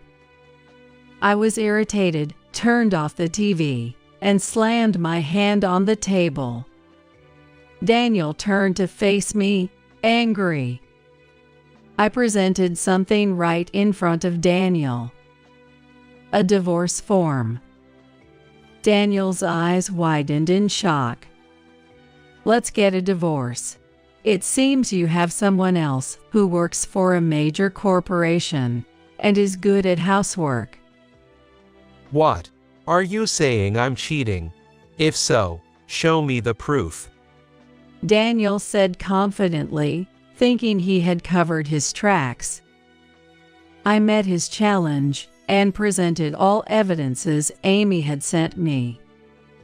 His confident expression quickly fell, and he began to look like he was about to cry. What? How do you have these? I deleted everything. A divorce would be embarrassing, right? And doesn't Ethan need a father? And money? Daniel apparently doesn't want other people to think he got divorced because he cheated on his wife. How selfish of him. I'm not embarrassed at all. Besides, Ethan doesn't need a father like you. You've never done anything fatherly before. Don't start saying such things now. As for money, if you truly care about Ethan, you'll provide ample child support, won't you? Finally, Daniel seemed to realize I was serious about our divorce, holding his head and starting to sob. This isn't how it was supposed to go. Half a year later, Daniel and I were officially divorced. In the divorce, I demanded a fair division of assets, compensation for his infidelity, and ample child support for Ethan. Additionally, I demanded compensation for infidelity from Amy, the woman involved in the affair. Since the payments were made in lump sums from both parties, I had no immediate financial worries. I didn't want Ethan to go through the trauma of changing schools, so we moved to a nearby apartment, and now we are working together to make our lives work. It seems that Daniel and Amy started living together. However, both being busy with their jobs, they frequently argued over household chores, each trying to push responsibilities onto the other. Amy's efforts in housework were probably to show her best side to Daniel in an attempt to take him away from me. Once she had Daniel to herself, she likely felt comfortable revealing her true nature. Moreover, somehow, it became public knowledge that Daniel and Amy had an affair, tarnishing the reputation of the major corporation they worked for, and resulting in both of them being fired. They struggled to make ends meet after paying me the compensation in full, but that's none of my concern. Since divorcing Daniel, Ethan has become much brighter and more dedicated to his club activities. I'll be a player for the first time in the upcoming match. Watching him talk happily, I felt deep down that my decision was the right one. Life's gonna be tough from here on out. I never thought she'd be paralyzed from the waist down. That's what happens when she doesn't listen to her in-laws. I could hear the energetic voice of my mill coming from the landline speaker. One afternoon at my parents' house, holding the receiver in one hand, my mom looked at me with a puzzled expression, clearly not understanding what was being said to her. It seems someone had an accident, and for some reason, she's thrilled about it. The confused mom asked my mill what's going on. Well, Susan, what do you mean by it's serious? We looked at each other as my mill laughed over the phone. She had lost her husband early and told my husband and me that she had been living alone for a long time and felt lonely. Hence, she suggested we live together with her. Initially, she said she didn't need us to pay for rent or household chores. However, within 2 months, she flipped her stance, saying, "That was just adult politeness. It's only natural to pay some kind of compensation," leading to repeated arguments. We couldn't fix our relationship after all. I was in a period of going back and forth between my parents' house to carry my belongings as I was moving out of my in-laws' place. My mill, with her nasty personality, had been troubling me every day. Just like when she showered me with mean comments, she blurted out to my mom, "That's why, my deal. Your silly daughter caused a major accident because the brakes wouldn't work. It's weird, right?" Shocked, I couldn't help but speak up towards the speaker. "Deal, you mean me, right? I'm fine, though. What accident are you talking about?" "My name is Emily. I'm 35 years old and currently work as a salesperson for luxury accessories in a department store. After graduating from a college, I've been employed at an accessory shop for nearly 15 years. While considered a senior in the workforce, I find joy and fulfillment in keeping up with new trends and catering to customers' needs, working energetically daily. The age range at my workplace is broad, but given we sell women's accessories, the staff is predominantly female. Among them, I was one of the few who were still single. I wanted to get married and had been actively looking for a partner through friends' introductions, but had yet to find the right match by the time I turned 35. Thus, I took the initiative to seek out a marriage counseling service. I earnestly listened to the counselor, sharing my values and lifestyle in detail. Considering whether there was a match, I ended up meeting Harry, an engineer. He was a year older than me, had a good vibe, and the way he listened to me, slightly blushing, left a very good impression. After hitting it off, we went on several dates, gradually getting to know each other better. I sometimes slipped into my sales pitch talk, but as I spoke with him, that stiffness melted away. Over time, Harry would enthusiastically talk about his favorite novels, and I found myself engaging more openly, the complete opposite of how we started. We both agreed that we wouldn't find a better match than we did. Based on our deep trust in each other, we decided to get married. We were looking for a new home close to my husband's family home.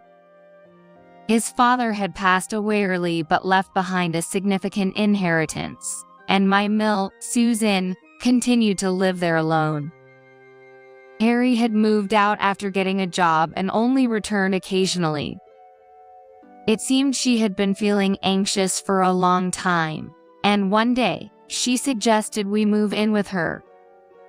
Being alone all the time just makes the loneliness accumulate. I'm at an age where I have to worry about illness and injuries, right? Instead of looking for a new place, you don't need to pay rent. So if you're okay with it, why not live here together?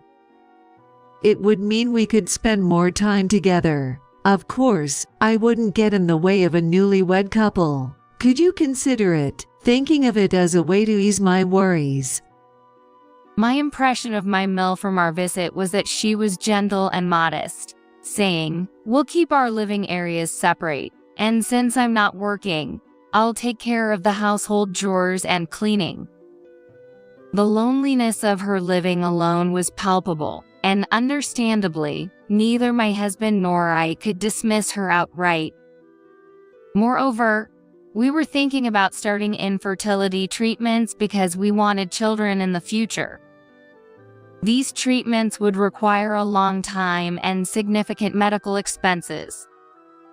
We had planned to cut back on our living expenses for the cost, but living with my in-laws would not only save money but also allow us to save more. This would enable us to approach the treatment more systematically. Thus, we started to think quite positively about living together. Honestly, it's a wish come true. Rather than living by ourselves in the neighborhood before moving in together, why not start living together now? It'll save us from changing our living style multiple times and wasting money on moving expenses. That's right. I don't want to see your mother looking so lonely. Moving into my in-laws' house was nerve-wracking due to the mill and deal relationship. However, it seemed like the best solution both financially for us and mentally for my mill. After much discussion, we decided to move in with my mill. Upon hearing our decision, she said, "Thank you, really thank you. Being with family is the greatest happiness," and she cried with joy. We moved our belongings in and smoothly started our new life. However, just a few months later, my mole's attitude had completely changed. One day, she suddenly said to me with a stern face, "You always come home late. What's going on? You say it's work, but is it really? Retail jobs should end once the customers leave. It doesn't make sense that you're not coming home until this late after the department store closes. Where exactly are you working?"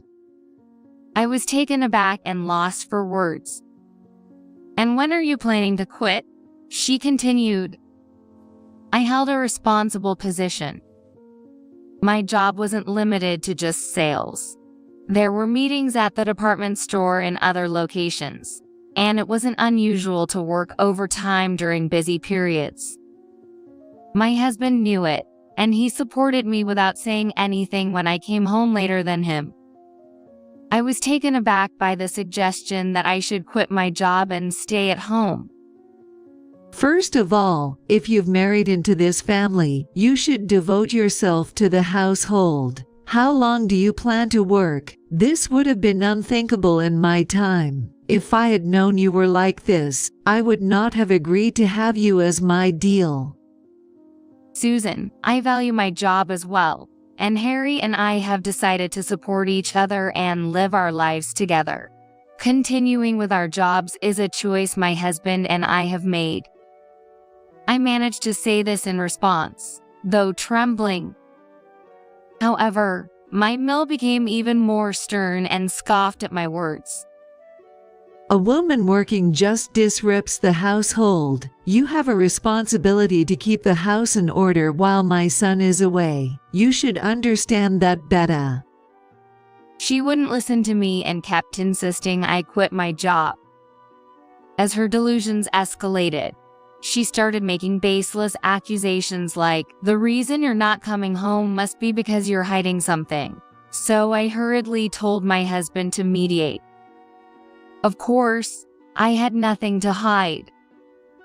My husband was shocked by the sudden change in his mother but stepped in to reason with her. Although she looked unsatisfied, it seemed she eventually resigned herself to just complaining about me. However, the snide remarks towards me didn't stop. Far from improving, she suddenly started saying things like, "Don't you think it's about time you started paying rent?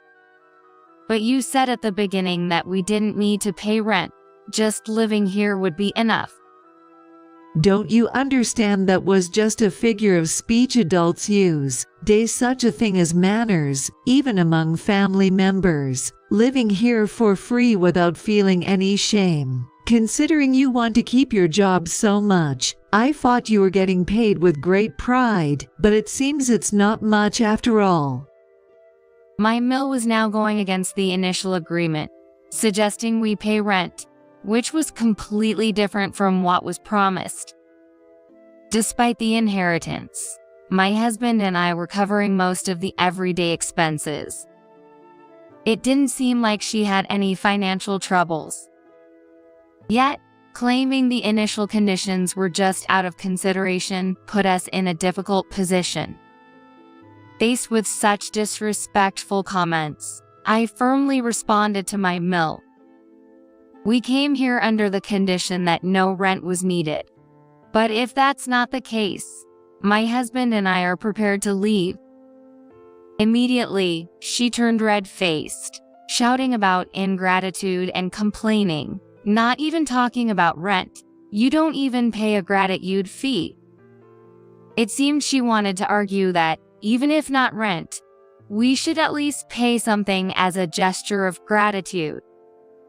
Being asked to pay a gratitude fee instead of rent didn't change the financial burden on us. Moreover, the amount she proposed was significantly higher than the rent for apartments in the nearby area. When I brought this up with my husband, we decided to give her a certain amount monthly. She must want some pocket money. Mom has been living alone and managing on her own for so long. If a little whimsy can be solved with money, it should be considered cheap. It seemed my husband was also frustrated dealing with his mother. Though we didn't agree to the demanded amount, settling on a smaller sum as pocket money temporarily stopped her tirades. Though she was still visibly unsatisfied, this solution seemed to settle one problem. Just when I thought that was over, another incident occurred.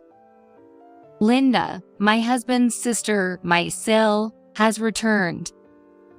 My Sil had moved out after getting married, but due to certain reasons, she had divorced. One day, suddenly arriving with a large suitcase, she declared, "I'll be living here from today." It's also sudden, but my husband was cheating. So I slapped the divorce papers on him and left. Don't worry, I've been a housewife for a long time, so I won't be any trouble. However, she insisted on having a luxurious dinner, suggesting, since it's a special occasion, why not get some beef steak? My mill seemed thrilled to have her daughter back and was clearly on her side. Given that my sister-in-law's ex-husband was a wealthy executive, and she flaunted flashy brand name items, I was worried about her future spending habits. We had met her only a few times during the engagement and wedding. She is 40 years old, 4 years older than me. Due to the slight age difference, we didn't quite hit it off. Moreover, upon learning about my job, she made outrageous requests like, "You must have an employee discount, right? Why don't you get me something for free since we're family?" My husband and I were stunned. After we curtly refused, she glared at me irritably and lost interest, saying, "Oh, I see." Such an inconsiderate Sil. Well, considering your age, I guess Harry was desperate. With such remarks, my sister-in-law's presence made me increasingly feel at my limit. My mill would complain of back pain and being overworked, leaving all the household chores to me. Even though my Sil, currently unemployed, could have shared the tasks, she refused, claiming, "I'm tired from the divorce drama, and I didn't come back to be put to work." Harry tried to help, but being an engineer, he was often exhausted after a day's work. Eventually, I reached my breaking point. Tears would suddenly stream down my face. Sleepless nights became common, and starting infertility treatment became the least of my worries. The stress led me to consider counseling, as maintaining everyday life became a struggle. Seeing my distressed state, my husband suggested, Let's move out as soon as we can. It's not right for you to go through this, and we can't keep putting up with my mom and sister. I'm sorry, I should have prioritized you over them. But we don't have the money for that. We can't be worrying about costs right now. A most important thing is your health. He started looking for a new place immediately. However, it was precisely the season for graduations and new school terms, making affordable housing scarce and quickly taken. It seemed like moving out of my in-laws' house would take some time. Meanwhile, my relationship with my SIL didn't improve and only seemed to worsen. As a salesperson, I used somewhat expensive cosmetics and accessories to maintain a professional appearance. My SIL, being unemployed and short on funds. She seemed envious of my belongings. I started noticing items missing or moved. And when confronted, she would nonchalantly confess. What's the big deal? I like this brand too. It should be okay to borrow a little. These are my personal belongings. Please don't use them without asking. Don't make such a fuss over using a lipstick or borrowing a necklace for a day. We're family, so don't get so worked up. Mom, tell your deal she's being too possessive. Despite multiple warnings, she would bring my mill into the argument, both ganging up on me with petty complaints. My mill would sigh in exasperation and scold me, try to be more accommodating. Just because she's your SIL doesn't mean you have to make such a fuss. No improvement was in sight. I put my personal belongings in a locked box so they wouldn't be touched, but eventually she broke the key with a tool. Standing over the shattered remains of the small key, my patience finally snapped. No matter how many times I've pointed it out, nothing changes, and now even my keys are broken. I've had enough. If living together means not respecting each other's belongings, then we can't continue living together. I'm moving out. I declared this to the two of them and started hastily packing my belongings into a large bag. My mill, furious, followed me around, yelling, "Think it over. You can't endure even that much." But realizing I was not listening, she started making a phone call somewhere.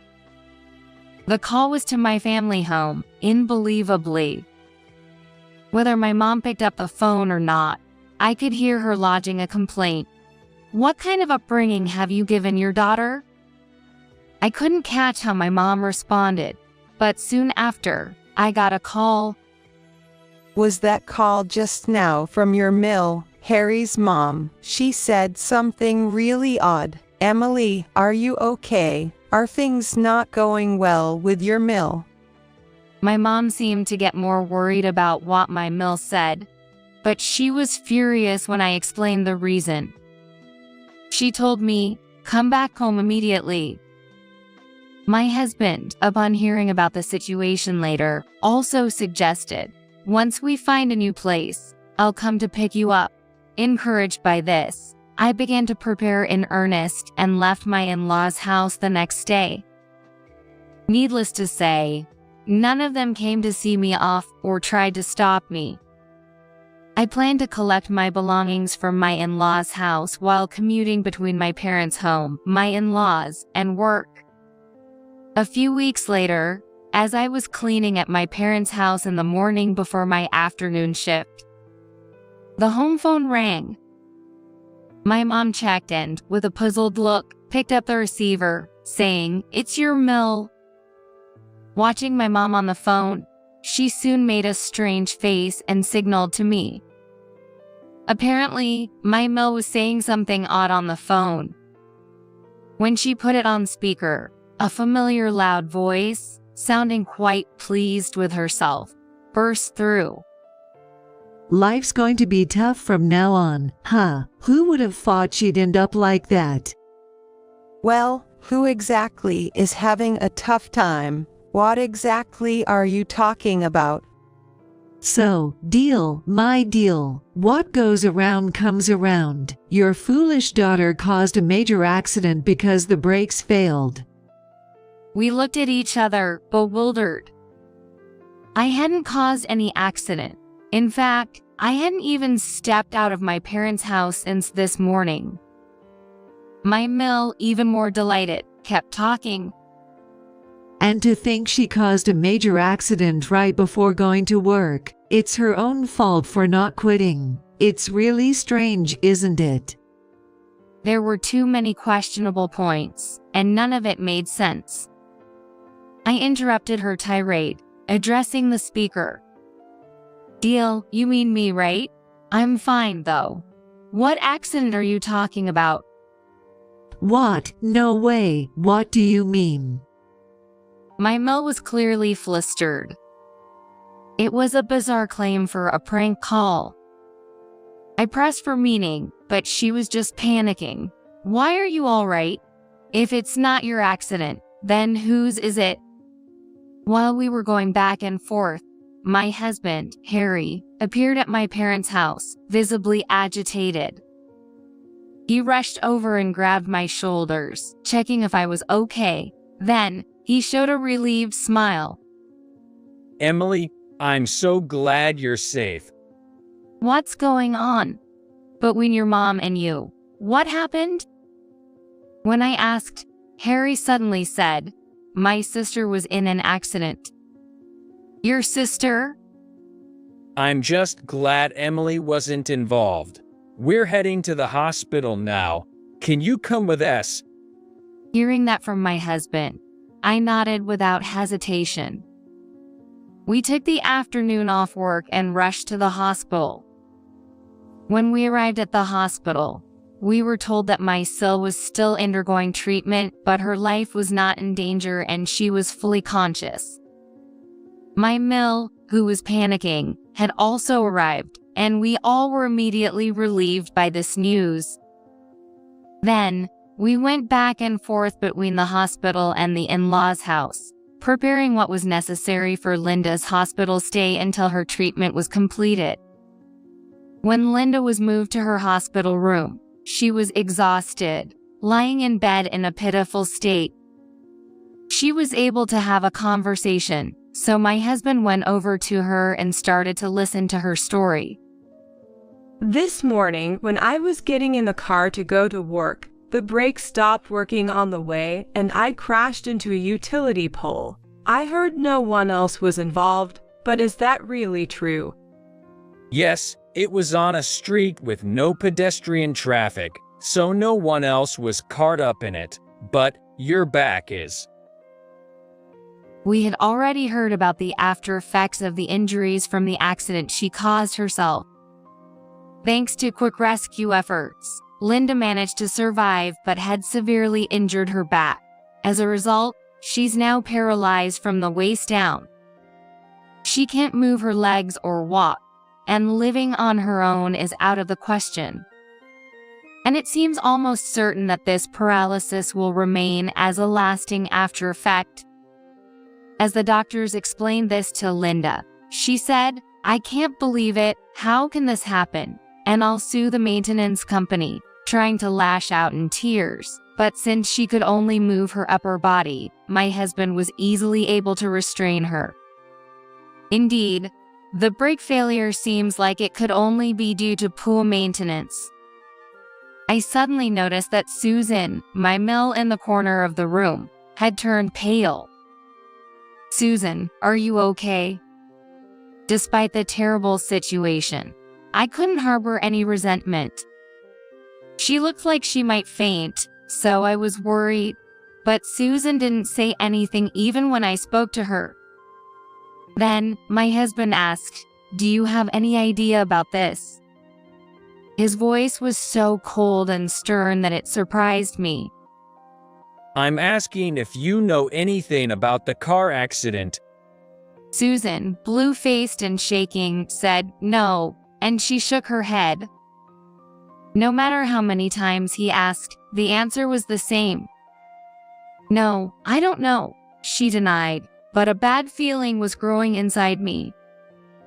My husband excused himself to Linda and checked her smartphone.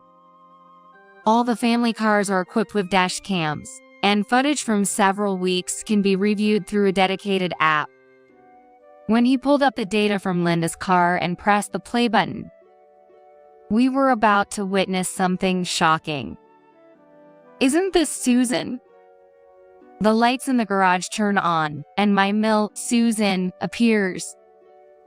I can tell Susan is scrutinizing the inside of the car from across the hood. She seems to be thinking about something, carrying items to the front of my Linda's car and squatting repeatedly. Since the dash cam records video and audio, I can hear sounds of something being dragged and her muttering to herself. "It's tricky, huh? What? It's this heavy. Maybe this way. I'm sure this is the right line." From the occasional words heard, it's clear she's searching for something by crawling under the car. Suddenly, there's a loud snap.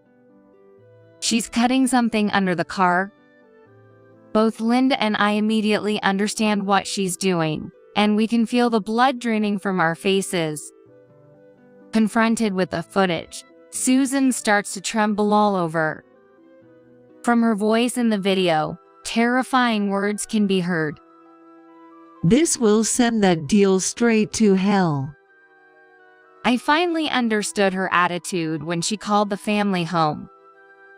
It seems my Susan was actually hoping I would get into an accident. But it was my Linda, who ended up in the accident. She had mistaken my car for Linda's, but it became clear she had tampered with it herself. Unbelievable. Mom, what were you planning to do if I had died?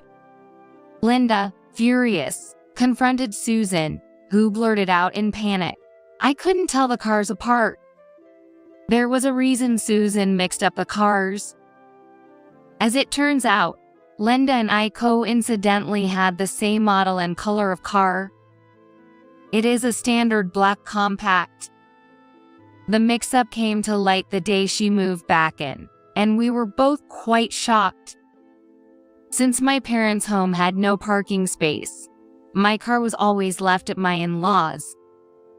I was planning to leave the house completely, so I left the car when I wasn't using it. It was impossible for us, who regularly used our cars, to mistake them. We each had our designated parking spots in the garage. However, Linda always acted superior to me, choosing whichever spot was more convenient for her at the moment. Despite numerous warnings, she never changed, making it understandable that Susan was confused. I used my car yesterday and upon returning, found Linda's car in my spot. Not wanting to engage, I parked in her spot and went straight to my parents' house. But Susan had no idea about these circumstances.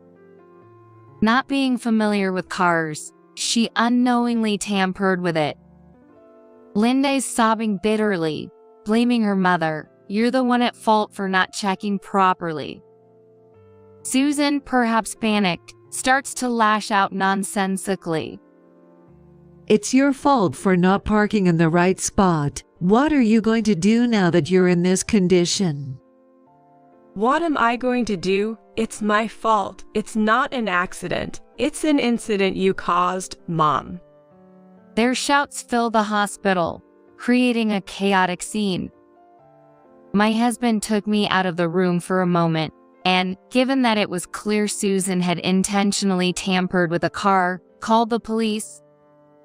Due to the recentness of the incident, the police arrived quickly to handle the situation. With the dash cam footage and the audio recorded from the moment we entered the hospital room submitted, Susan was taken to the police. Amidst the turmoil and her turning pale, Susan was led away, and Linda, with her eyes swollen from crying, tentatively addressed my husband and me. "We're family, not strangers. You'll take care of Mom in her absence, right?" She subtly inquired about future care, but my husband immediately responded with a firm no. My husband, an engineer who works with cars, glared at Linda, clearly dissatisfied. The cause of the accident isn't solely on Mom. A warning light should have come on if the brake hose was cut. Plus, if the brake fluid were drained, you'd realize something was off as soon as you pressed the pedal. You should have stopped the car then, instead of forcefully driving it until you got seriously injured. From my point of view, you're the one full of problems. After cutting her off sharply, he then started showing us a video on his smartphone. It was footage from Linda's dash cam, but the time was different from before. The timestamp showed this morning. It was just as Linda was about to leave for work. Of course, Linda herself was in the footage. She was clearly struggling with a heavy load, trying to pack it into her car. The load looked like a small safe. It looked familiar to me, and I raised my voice. "Isn't that the safe for your watch?" When I exclaimed in surprise, my husband nodded with a stern face. For some reason, Linda was trying to move the expensive watch safe that my husband had been keeping safe. Acting suspiciously and in a hurry, she tried to drive out of the garage after loading the safe into the car without properly checking her surroundings or even fastening her seatbelt. This scene played out right before my eyes, and she looked as pale as my mill had earlier. When my husband demanded an explanation in no uncertain terms, Linda hesitantly started confessing to something outrageous. Initially, she had explained that she was just taking the car out for work, but it turned out she had planned to take the safe with the watch and sell everything. It seems she thought that even though she didn't have the key to the safe, breaking it would suffice. Right after starting the car, she noticed something off with the brakes, but in her rush to get away from the house quickly, she pressed the accelerator, which seems to have led to the accident.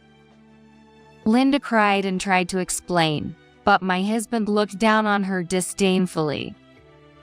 I needed the money right away to pay back my ex-husband. I was just going to borrow a little bit. Linda had returned home after her divorce, but she had lied then as well. She said she divorced her husband and moved back to her parents' house because he cheated on her, but the truth was the exact opposite. The one who cheated was actually Linda herself. She was sued for damages, lost all her savings, and couldn't afford to live on her own, so she had no choice but to flee back to her parents' house. She didn't want to share the embarrassing story of owing alimony, so to save face, she made her ex-husband out to be the bad guy. Since she's not working after moving back, she's losing sight of how to pay off the unpaid alimony. So, she was getting by selling off expensive items from the house without permission. But there's a limit to everything. Eventually, she set her sights on Harry's luxury watch, leading to this debacle. Thinking about the alimony stresses me out, but I felt better while bossing around Emily with Mom. That's why I did such a horrible thing. I'm going to change, I promise. Please don't give up on me. She started saying this in a soft voice as if she was despairing about her future. But when she saw the unimpressed look in my husband's eyes and mine, she seemed to realize she was at a disadvantage. Suddenly, her demeanor changed, and she started shouting, "Don't run away. Support and take care of me," as if her earlier proclamation of change was forgotten. Given her past behavior, such demands were bound to fall on deaf ears. There's still alimony left to pay. I took that accident for you.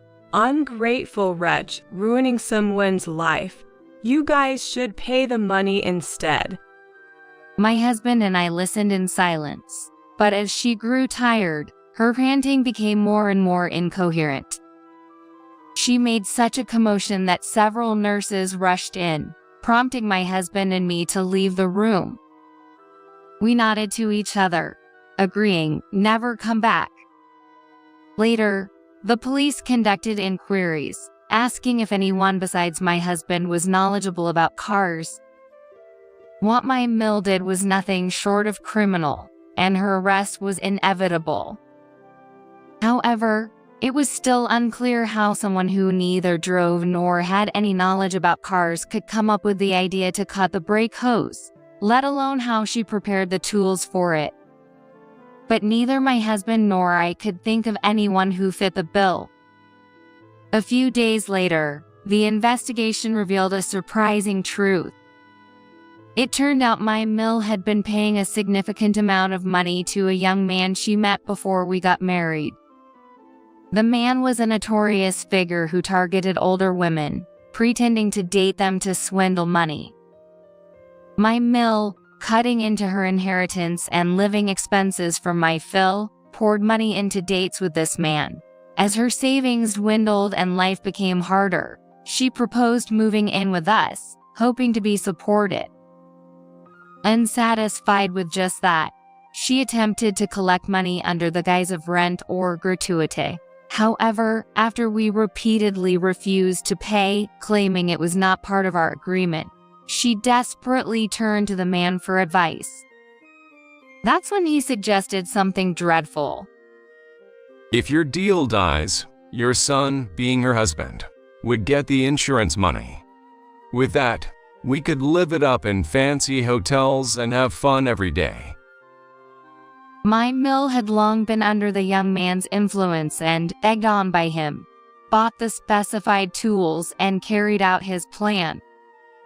However, the car tampered with was actually the sister-in-law's, leading to this tragedy. The identity of the young man was also uncovered.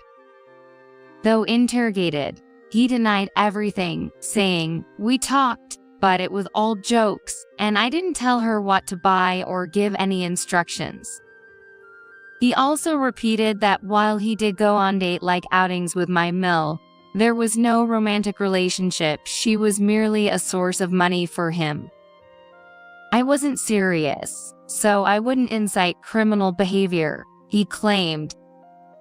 However, the police, suspecting otherwise, discovered evidence that a plan to steal my insurance money from my husband was seriously contemplated. Additionally, the man's other crimes, including extortion against other women, were uncovered. Thus, both he and my mill were arrested. After the trial, the mill received a prison sentence. Lindy apparently contacted her ex-husband to get him to take care of her, but he had already started a new life and hated her, so the conversation ended with him telling her to pay alimony quickly. Linda, who has a rough and selfish personality, started using helpers from welfare services. No matter how much she was warned, she was constantly turned away from private services because she treated the helpers in charge as if they were little servants. And finally, she had no time to choose people. Ultimately, she was assigned a calm helper who would not tolerate her unreasonable demands.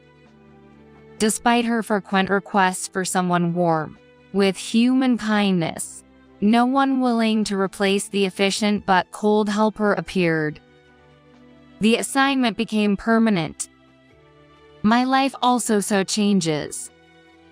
This incident had greatly worried my parents, so I requested a transfer to a location closer to my home. The request was approved, and I happily started working near my family. Feeling uncomfortable living near his in-laws' town, my husband successfully found a new job and we decided to move closer to my parents' home. It's a fresh start for us in a new place, but he's always considerate, saying he wants to make up for the trouble caused and always tries his best. The watch that was stolen by Linda was held by the police for the investigation but was eventually returned to him. Due to the impact of the accident, the safe it was stored in was damaged. Some of the watches inside were broken, but my husband said, Let's make these a keepsake for the whole family, as he decided to cut ties with his family. Both of us have started to get used to the new environment. Now, we are in the process of choosing a hospital to start the fertility treatments we had originally planned for. I was getting ready to go to the funeral of my beloved mother-in-law, Sarah. Then, suddenly my smartphone started ringing. Don't you dare come to the funeral home. Go back to your parents' place in the suburbs right now. What? Confused, but obeying, I headed to my hometown. Later, my husband, Tom, told me about his estranged and contemptible sister, Linda. Mom's passed away, right? How much of the inheritance do I get? I can't stand the thought of her preying on Sarah's estate. Determined to protect my mother-in-law Sarah's honor, I resolved to confront the sister-in-law, Linda. After a fierce battle of words, Linda ended up in a dark, cold cell. I am Kathy, just an ordinary housewife, living happily and lovingly with my husband Tom, who works as an office employee. It seems that many women struggle with how to interact with their husband's family after marriage. Especially between daughters-in-law and mothers-in-law, there's talk of subtle and bitter conflicts. I too had such a murky image of it. But fortunately, I have been able to lead a trouble-free married life in that respect. Yes, I got along well with Tom's mother, Sarah. For instance, Kathy, what do you think of this cardigan? I thought it might suit you, so I knitted it. For me? Thank you. The color is lovely, and you're so good at knitting, Sarah. I'm glad you like it. It's getting colder, so take care not to catch a cold. Yes.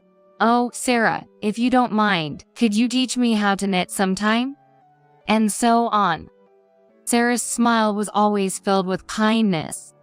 I received a lot of help from her, even financial support at times.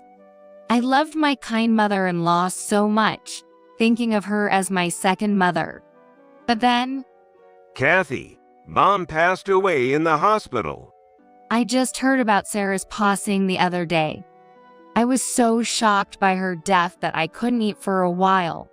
But I guess this is the reality I have to accept. Thinking back, Sarah had been suffering from terminal cancer for years and had been undergoing chemotherapy. She must have gone through such a tough time fighting her illness. Whenever I visited her, Sarah always greeted me with a smile. She must have been pushing herself just not to worry us. For her sake, I couldn't just sit around and cry. I should at least send her off with a smile. So, I was preparing to attend Sarah's funeral at the in-laws' place. Then, at that moment, ring, ring, ring. My smartphone on the table started ringing. I looked at the screen, and it showed the in-laws' home phone number. Maybe Tom had forgotten something at the venue since he went ahead for the preparations. With a light heart, I picked up the phone. But then, Kathy, don't you dare come to the funeral home. Go back to your parents' place in the suburbs right now. Tom's panicked voice came through the phone. What? Go back to my parents' house? And why are you in such a hurry? Sorry, actually, there's a bit of trouble at the venue. I'll explain everything once we meet up. Naturally, I was confused by his words. What kind of trouble could it be? And I'd never seen him so flustered before. All right, calm down. I'll head to my parents' place as you said, but... Take a cab. I'll be there soon too. Bye. The call ended abruptly. Honestly, my mind was full of question marks. But if Tom insisted, there must be a good reason. So, feeling a strong sense of urgency, I changed my destination from the in-laws to my parents' home. Kathy, what's going on? Isn't today Sarah's funeral? Well, come in first. Let's start inside. My sudden return surprised my parents. When I explained the situation, they were as puzzled as I was earlier. But we couldn't really understand until Tom arrived. We waited at my parents' home, feeling anxious. About an hour later, Tom rushed in. Kathy, are you okay? I'm fine, but what happened to your hand? I saw that his hand was bandaged. He touched his injured hand and looked very troubled. Then, he started to explain the situation at the in-laws and the series of events related to it. Actually, it turns out Tom has an older sister named Linda, 3 years his senior. But this woman, Linda, was quite the black sheep, causing trouble for the family since forever, it seems. I've heard she's been in and out of the police's hands so many times. Who knows? Sarah never gave up on her, always apologizing to everyone around. And she even went so far as to cover Linda's debts. I'll definitely pay you back. Please, Mom. Sarah believed her daughter's words. But Linda reneged on her promise and left home. I heard she's been cut off from her family and has been radio silent ever since. So Linda showed up at Tom's parents' place for the funeral of her mother. After all this time, you'd think Linda had grown up a bit, but then she opened her mouth and… Mom's dead, right? So how much am I getting from the inheritance?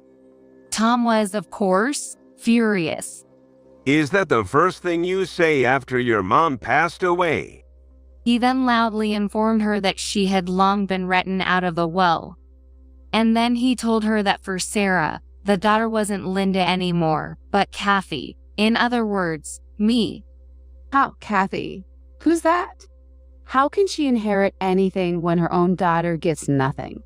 That's ridiculous. Linda, learning this, turned red with rage and stormed out.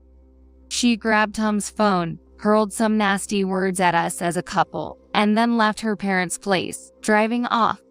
Tom's hand was bitten and injured during that incident.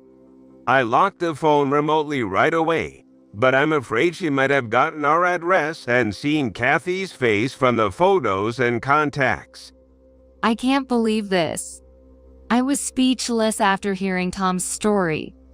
I had never heard about Sarah having a daughter, and the fact that she was such a terrible person was a shock.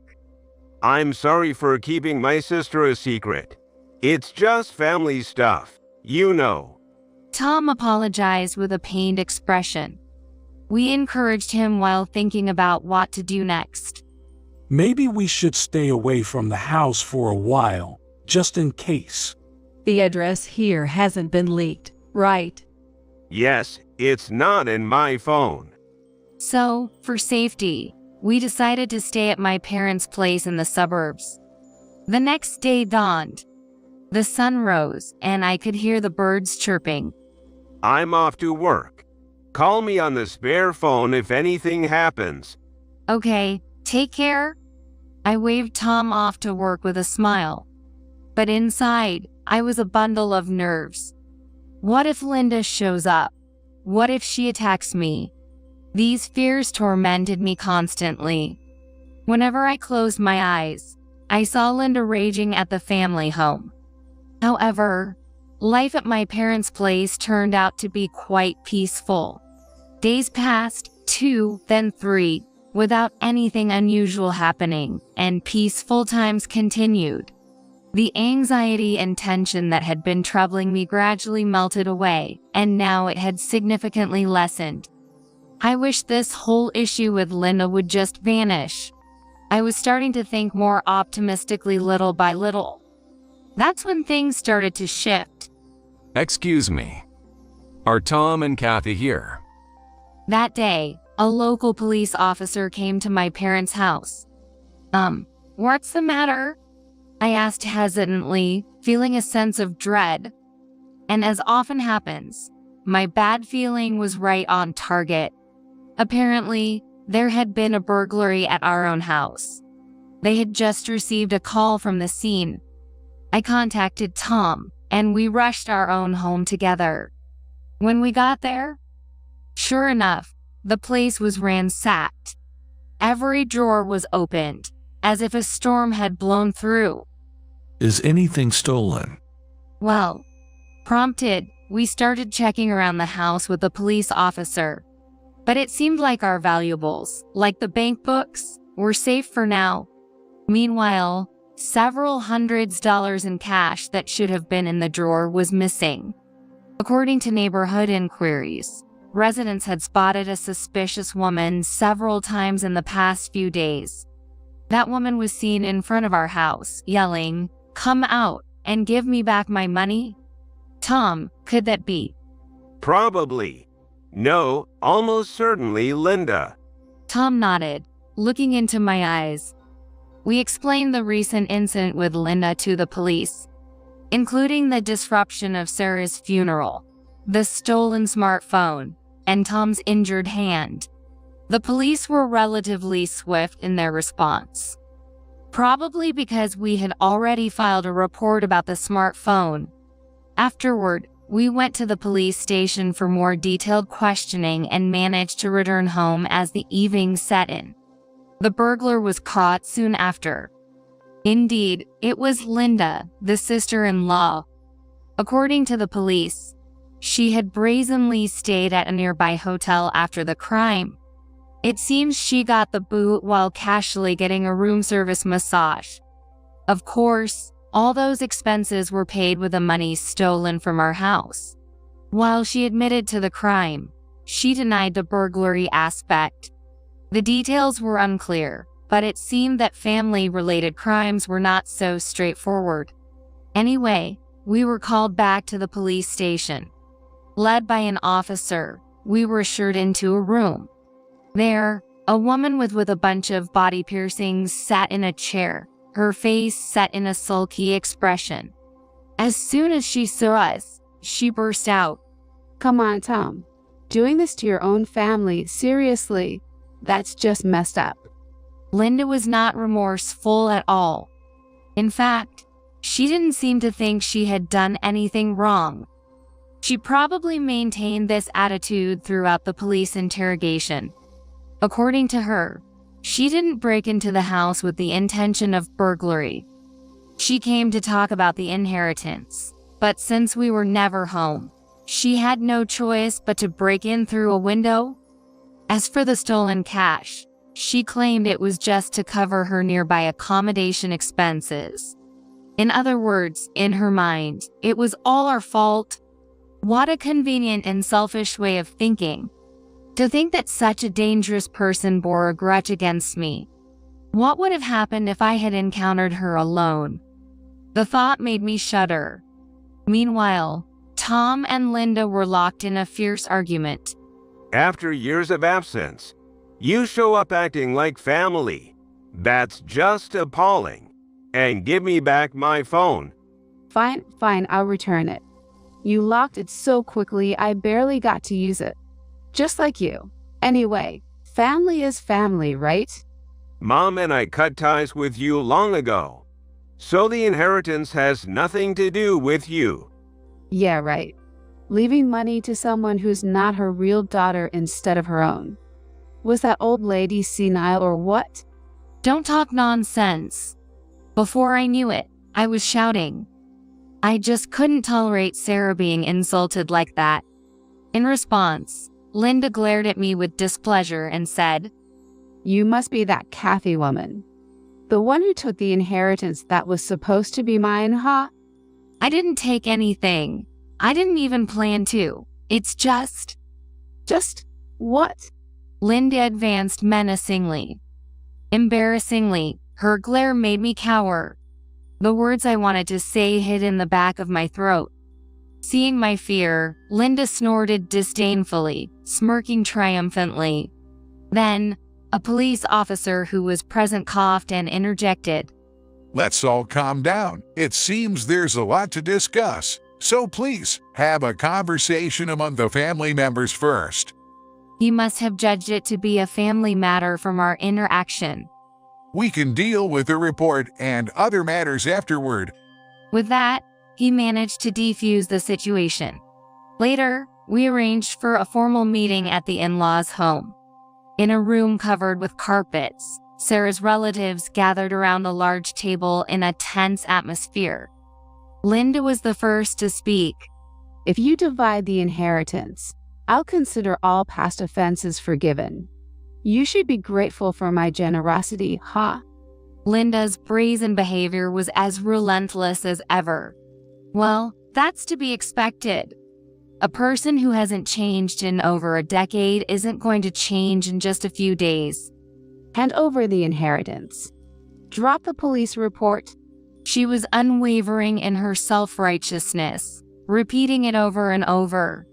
Of course, we had no intention of complying with her demands. I've said it before, but you've been written out of the will, so you can't get anything from Mom's estate. So, why don't you just give me the money after you receive the inheritance? That's absurd. That's not going to happen, Tom said with frustration. I tried to calm him down and asked her calmly, Linda, did you read all of Sarah's will? It mentioned you, you know. I'm not interested in anything other than the inheritance part. It's probably just full of grievances against me.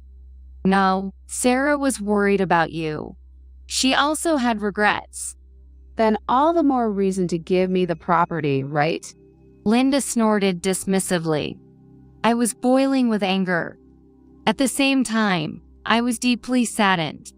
She only saw her parent, Sarah, as a convenient tool or something. I think Sarah left you nothing because she realized money couldn't change you. I continued without waiting for her response. I cannot give a single penny of Sarah's money to someone as despicable as you. What a thing to say. How audacious for a total stranger, not even related by blood. I won't be lectured by someone who disregards familial ties. Faced with my direct confrontation, Linda was momentarily taken aback. Then, her eyes narrowed sharply, glaring at me. Her expression was ugly, terrifying. But this time, I couldn't look away. There's nothing more to discuss. Please leave. I stood my ground against the intimidating Linda. Soon enough, whether out of rage or perhaps fear, she leaned across the table and tried to grab me. But she was quickly restrained by Tom and the other relatives. 10 minutes later, she was forcibly removed by the police who had arrived. Throughout, she continued to hurl insults, but by the time she was put into the police car, she was visibly deflated. Her shoulders slumped. Later, I heard that Linda was sent to prison. Our complaint was officially accepted. Apparently, she had a significant amount of debt borrowed from loan sharks. Her fixation on Sarah's estate likely had these hidden motives behind it. Regardless, she was destined to lead a wretched life, never seeing the light of day again. A parent's heart unknown to the child. It's just desserts for someone like her. Back in our neatly tidied home for the first time in a while, we reflected on the recent events. While gazing fondly at a photo of Sarah, Tom said, I was really surprised to see you so boldly standing up like that. Kathy. Well, I read Sarah's will, didn't I? Actually, I had read Sarah's will again the day before our confrontation with Linda. I hadn't really had the chance to absorb it before. It was filled with her passionate feelings, almost like a letter. Every word she wrote stirred something in me. Sarah always cared for her child. Without harboring any resentment, she was just concerned. And she departed bravely into the sky, wishing for our happiness. She must have wanted to do so much for her biological daughter. Holding the cardigan she had given me, I clenched it tightly, tears welling up as I remembered Sarah. Trying to comfort me, Tom said, Kathy, could you maybe knit something for me too? Yes, of course. I'll show you the knitting techniques Sarah taught me. Smiling, I wiped the tears from the corners of my eyes. We will make good use of the inheritance. For Sarah's sake, I firmly vowed to live a happy life,